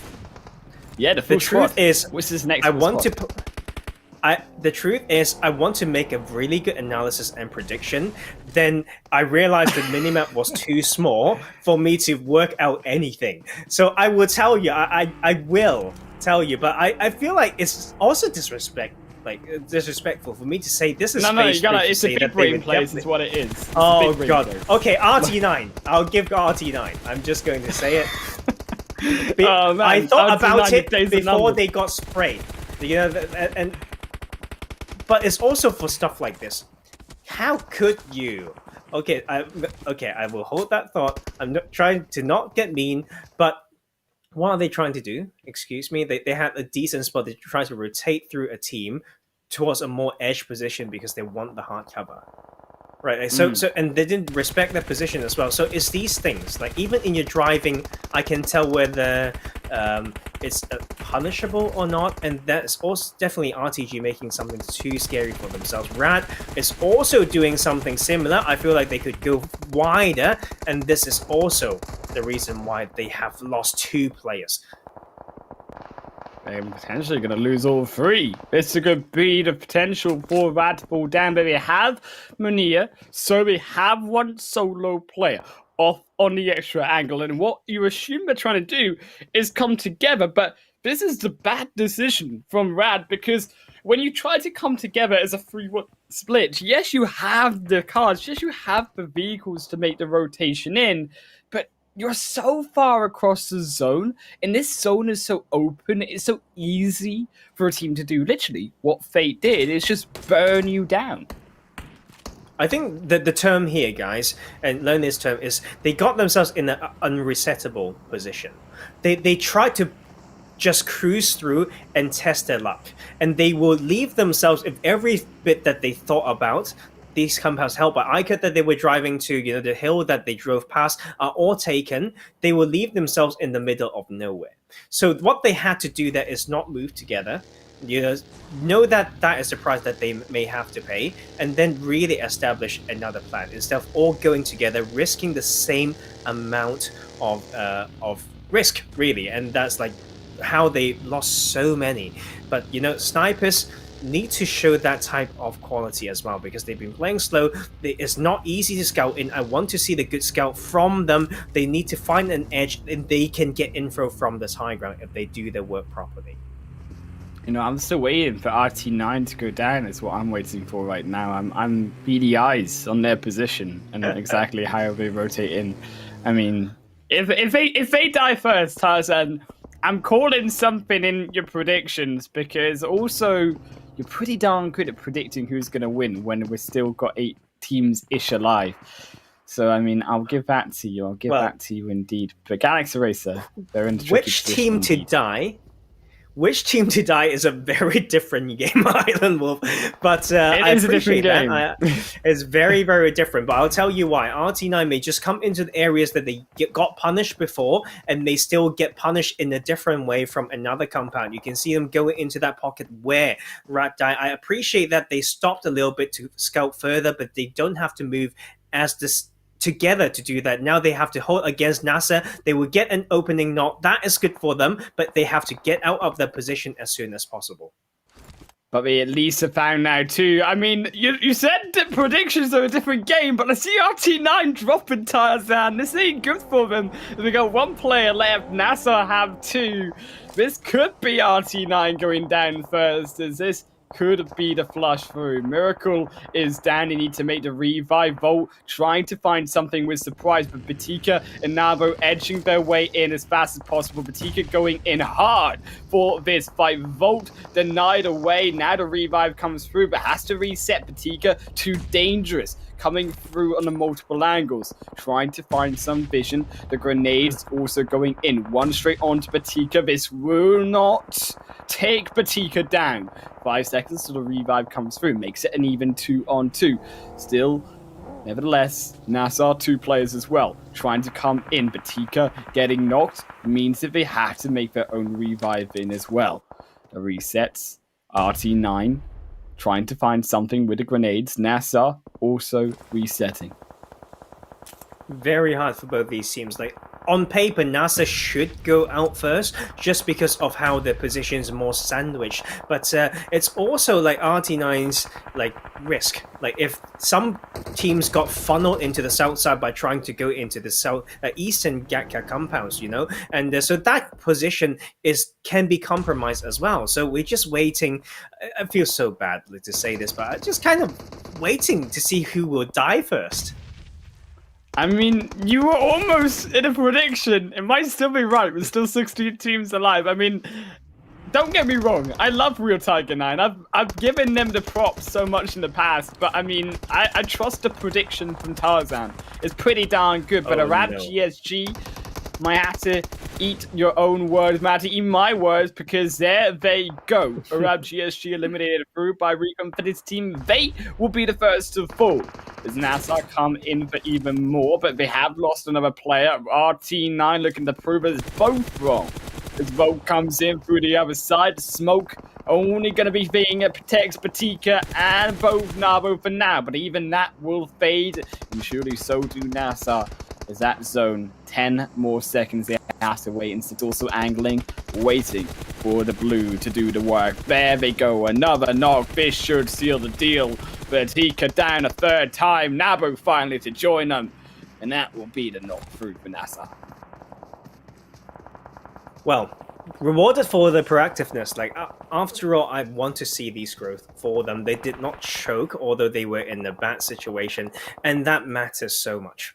And I love seeing that. So we are 2 teams out. My prediction is wrong. I can explain it more, but like, to be fine, I'm completely okay. Like, if they prove me wrong by doing the right thing, and we will have a very tricky circle because, like, Chopsticks seems okay, and teams rely on this and have been in here since this previous shift, and now only to see themselves stuck in here to witness the fact that the circle will shift away from it. HOTLINE has a really strong compound, but they have to hold it down. They need to know how to adjust the focus, like we mentioned earlier. But see, this is definitely hot real estate. Everyone wants to get their hands on it. Everyone wants their hands on Gatka, but you can also see the fail through from Snipers. He did try to drive a buggy over the Chopsticks, but ended up just falling inside of the rest of the teammates. That's why the Snipers in such a bad position for now. Fate as well, trying to hold off against GUNZ, but GUNZ doing the GUNZ things like they do best, eliminating down a Reef. Now they move on to the next of Leif, Ragnar, only now Sowie alive as a trio. R8, TiVo, they are being punished for rotating in late as YaLLa look to do the work with GUNZ firing back just the same. They find their own onto DKA, and that will be a confirmed not through. There goes another kill, maybe even more onto Bandar, tickling away Leif as well, struggling. It will also be Fate to take away Galaxy Racer. RTG up against Alpha Legends as they also fall as well. Fate still up against Galaxy Racer, still up with them. Galaxy Racer, they've got one player alive, MJ on the offside, but like Rad in a tricky position of that solo for the meantime.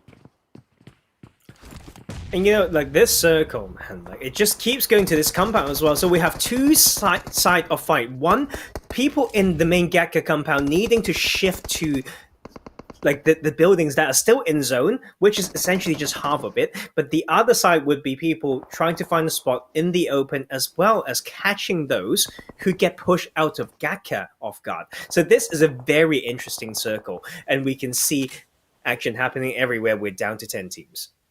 Ah, the Snipers, goodbye, adios.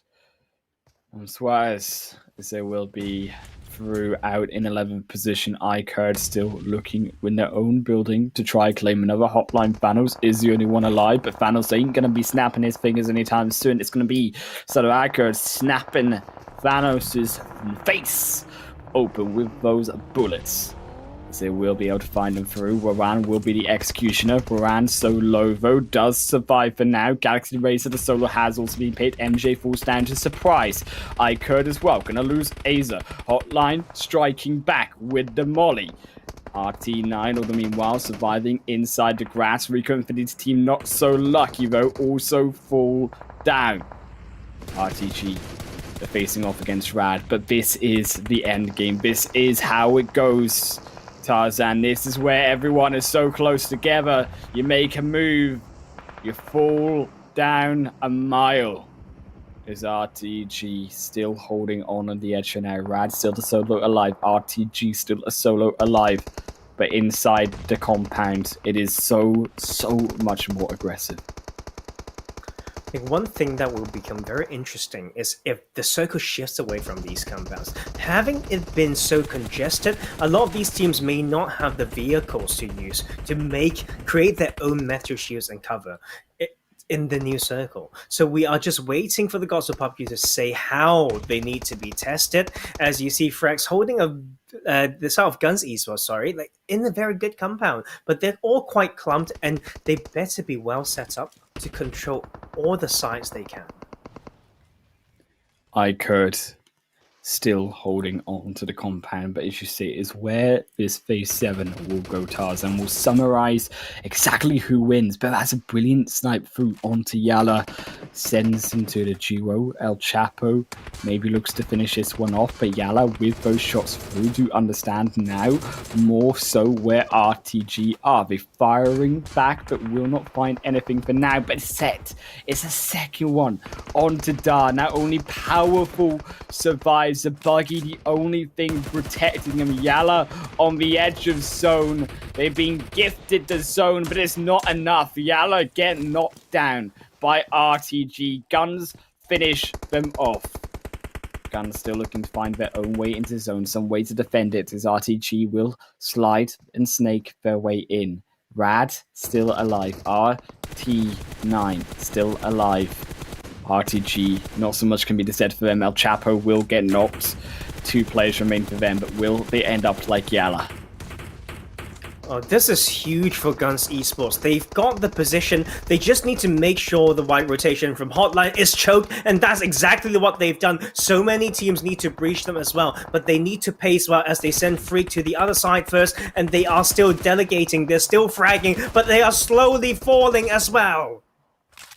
Freak goes for the entrance into the building, but Marshall lies in wait, and the Viper has struck and poisons Freak down. The health bar ticking away.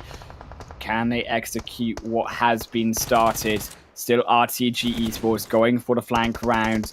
Still iKURD looking for a way out. They tried to help out with HOTLINE, tried to eliminate them away. GUNZ as well, up to 5 kills. Still 3 more players alive. They have the members in their kit to be able to have the versatility to make these decisions. Fate, not so much, losing another of iKURD. Rowan will find that one through. Solo health, but has to get back under cover. Still is a blue zone, nevertheless.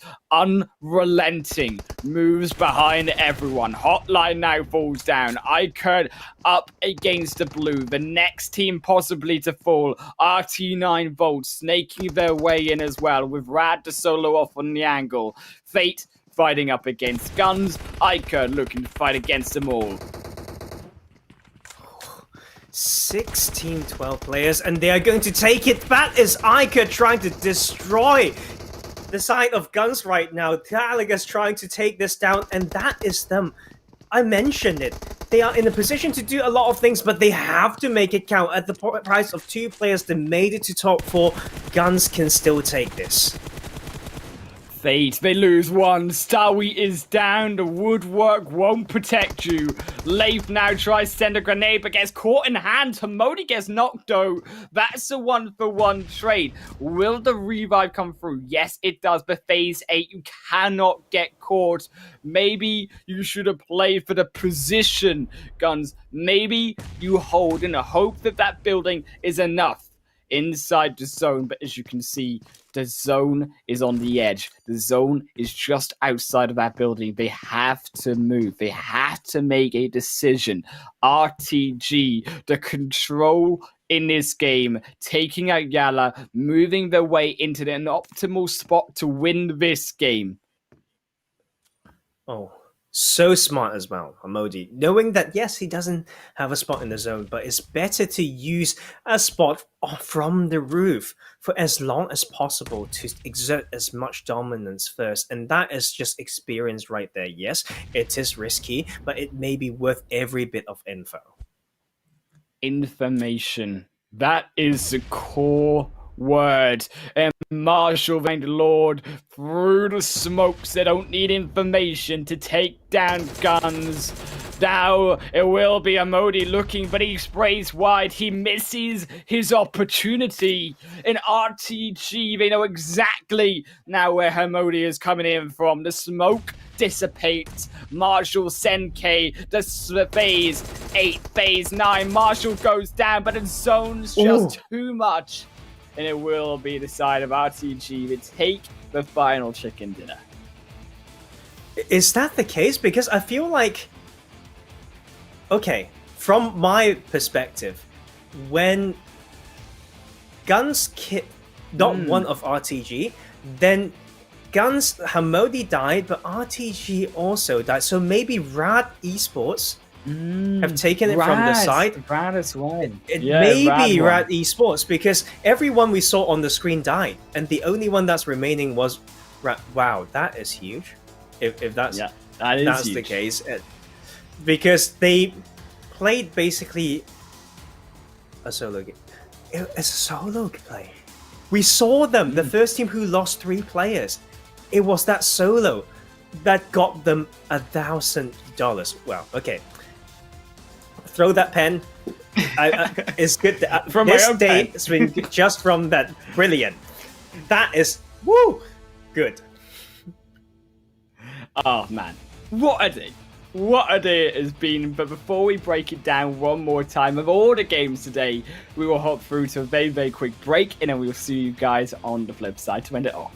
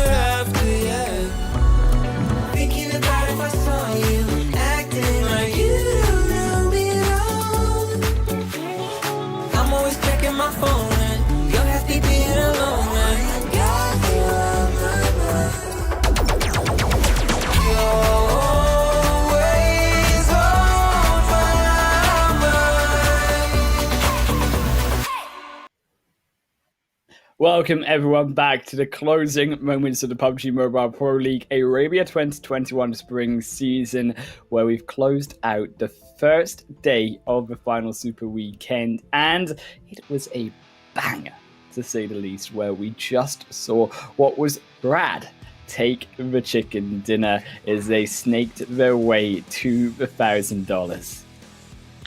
You know what? I will, from now on, ban these words. No, okay. I will redefine and remind each other of how to use. Be careful, not be careful. Just think again when you know the words snaking and camping. Sometimes it's just patience, and you can't just you snake and got $1,000. You are not a man. Come on, man. He lost 3 teammates early on. It took skill. It took a lot of skill and psychology is what we talk about. But you know what? It's also GUNZ expanding the lead. 22-point game made it so close to winning that one too. Oh man, what a big game for them though, nevertheless, as well. Unfortunate for, once again, so many of those players down at the bottom. Also Falcons having not the best game on Erangel this time around either. NASR as well dropping down, but also alongside Galaxy Racer, the Snipers, and also Arab GSG, the three bottom teams who didn't pick up any points. And this really hurts for me to see, because these are brilliant opportunities, if any opportunity here, Tarzan, for being able to really get the points on board and to be able to really boost yourselves ahead of these other squads at the bottom of the table. Because when you don't do this, you're still in the same tricky position. As we do check through into the overall damage show, you can see exactly who did the most. It was, this time around, Fate, who was able to get through with a match 5 damage on board, but GUNZ were the ones with the most kills. And you know what, like, I actually am surprised that Fate is up there. Like, they didn't really have, like, the compound that we, you know, kind of were looking at. I thought HOTLINE controlled it better, but Fate just fought the way in. So sometimes it's just, you know, hard. Like, this is actually very good, like, and encouraging for themselves as well to say, hey, like, although it kind of didn't reflect like from maybe all the points or like placement, but it's a very decent game, and to lead the chart in damage, it's nothing to ignore. Yes, certainly 2200. That's not a number to ignore, Tarzan. That's pretty big when it looks like damage in a single game. But Fate still struggled. Nevertheless, Fate still did not make it to the point where it was in chicken dinner contention, obviously getting caught out by GUNZ Esports. And we also look towards GUNZ, who I think overall have actually been the most consistent team, I would say, through today. And yes, they're the top team, so there is no surprise in that sense, but still they have been very strong indeed. And, you know, this, I can't really like know and properly predict, because we love prediction. We made that game about predictions. I was happy that I was wrong in that sense, and so wrong that I was thinking, oh no, maybe Rat will go out first. They won the game. I can't be more wrong. But speaking of predictions, what I want to mention is between GUNZ Esports and Falcon Esports, because like sometimes what the graphic makes us believe is that GUNZ is the best, has been the best, but we need to sometimes have a bit of a clean slate, especially when we enter.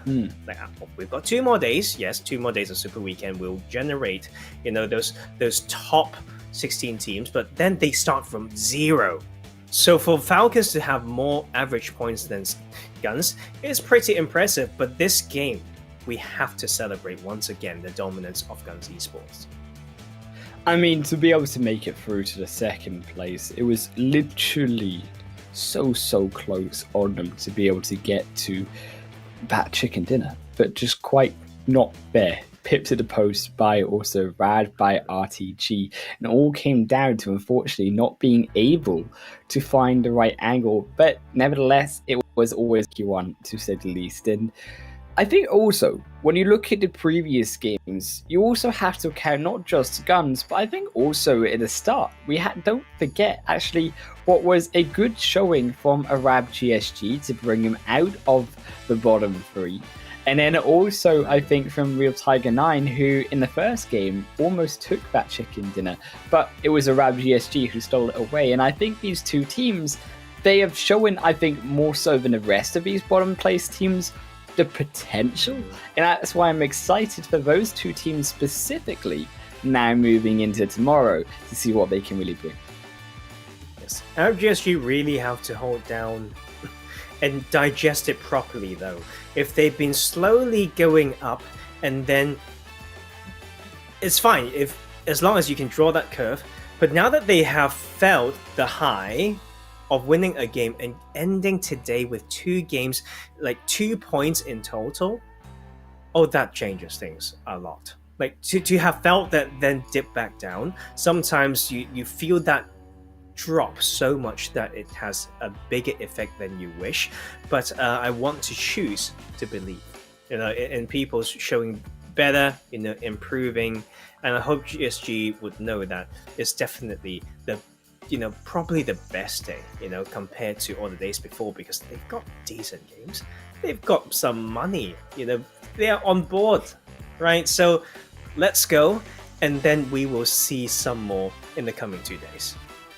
Yeah, as we say, still a big day from them. You say you get $1,000, you also get your second ever chicken dinner in the tournament. So big ups to them, but also there to Real Cycling 9, of course, to almost clinching through that first game, as we say. But also, I want to highlight another team that came so close and to all of that dominance was NASR, who still in the middle of that table, but had 2 games of their own. Fairly good, a chicken dinner as well in that Sanhok game, also in the 4th game, almost making it to that top spot once again. They are slowly crawling their way back. They have fewer games where they went out with very few points. Yes, they had those big games, but they are at least getting some work done every time. You could see they didn't go out in a very embarrassing way or anything. So they are now at 4th, I believe. We will get to see those soon. So slowly challenging that top spot. But something that I know, right, is that I think GUNZ has hit 400 points when the rest is still haven't even reached 300. That's insane.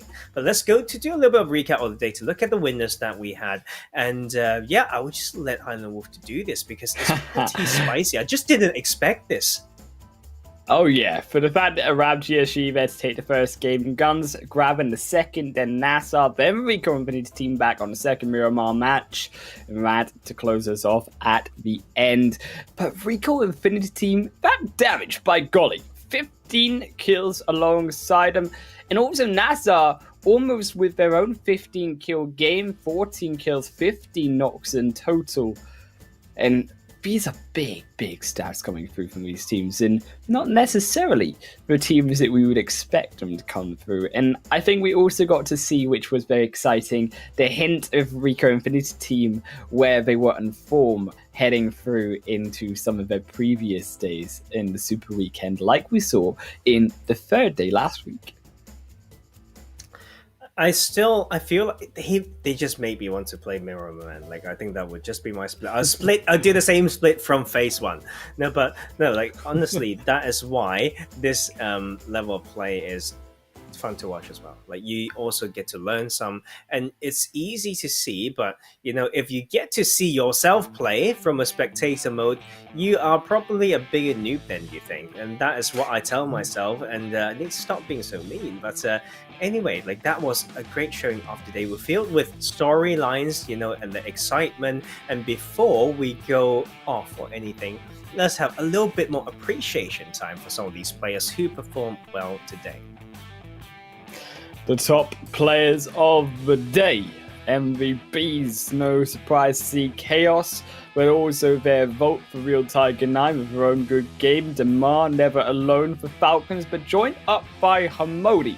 But who will be realistically the MVP, the solo MVP of the day? That's what excites me, and if I had to guess, it would probably look to be, I assume, Hamodi from GUNZ, considering that they have a much higher KDA average compared to Demar, and they are also equaling almost that 400 damage.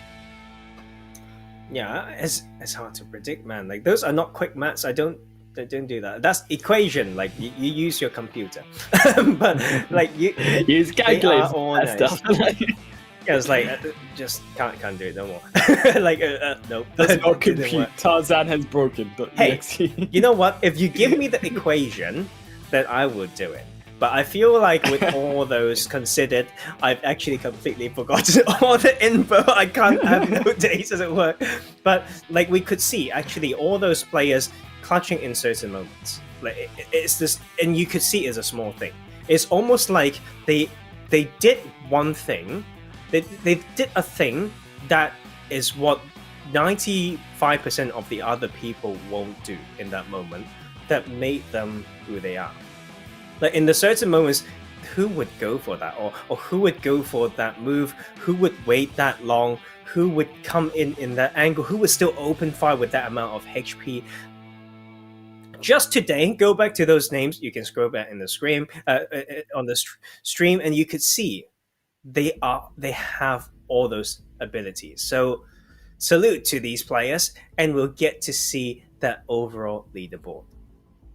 Overall standing is coming in hot and spicy. GUNZ going to be, as you predicted, over that 400-point mark. And we've still not even seen RICO Infinity Team break the 300-point mark. That's how dominant they are looking going into definitely the PMPL Arabia finals for GUNZ. Is also Falcons stand still, but a big drop there from SUDOR, of course, already down those 4 spots, not making it into the Super Weekend. iKURD still at a standstill as well in that 8th position. Both of these teams looking to try edit their way up forward, but more importantly, RTG, I think, in 3rd place, moving themselves up 2 spots, but still no chicken dinner win from them. I feel like it's just, that's why I've been saying it's so hard to define this team, because the way that they play is not really as proactive as you want.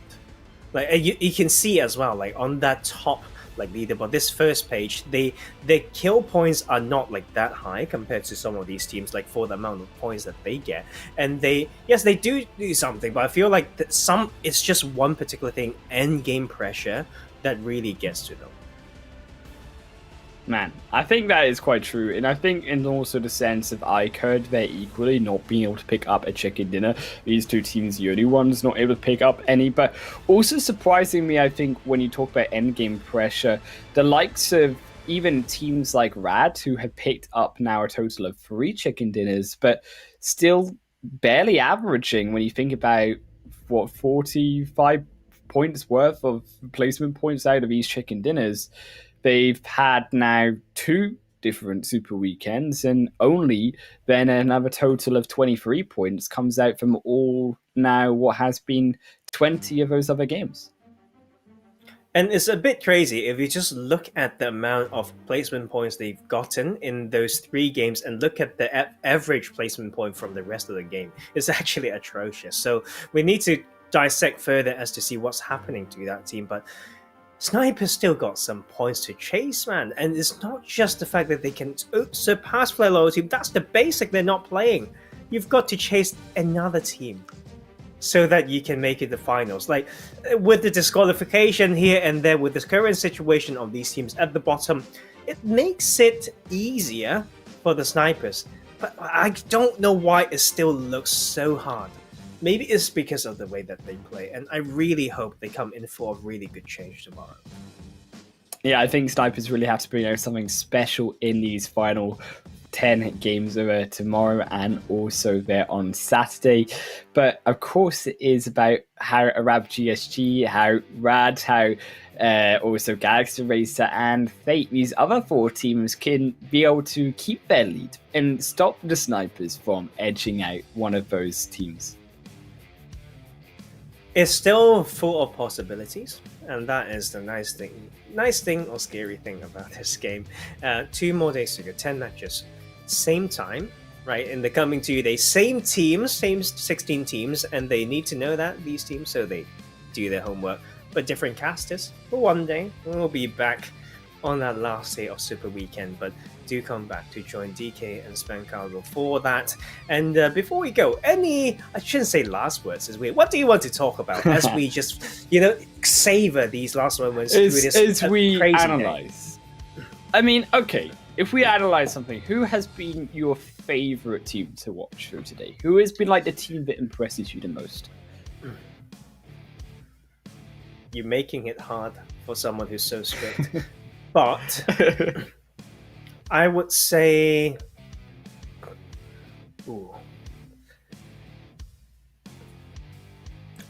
Falcons, because they broke. They used to be particularly strong on Erangel, but today they were also good in Miramar, and then they were proactive in Sanhok. I feel like that's just how I that's the feeling, right? I can't say it's incredibly clean or whatnot, but it's too much bouncing Okay, and I also don't want to say Yeah. GUNZ because it's so much like you're going for the obvious best team. What do you mean, dude? Like, Yeah.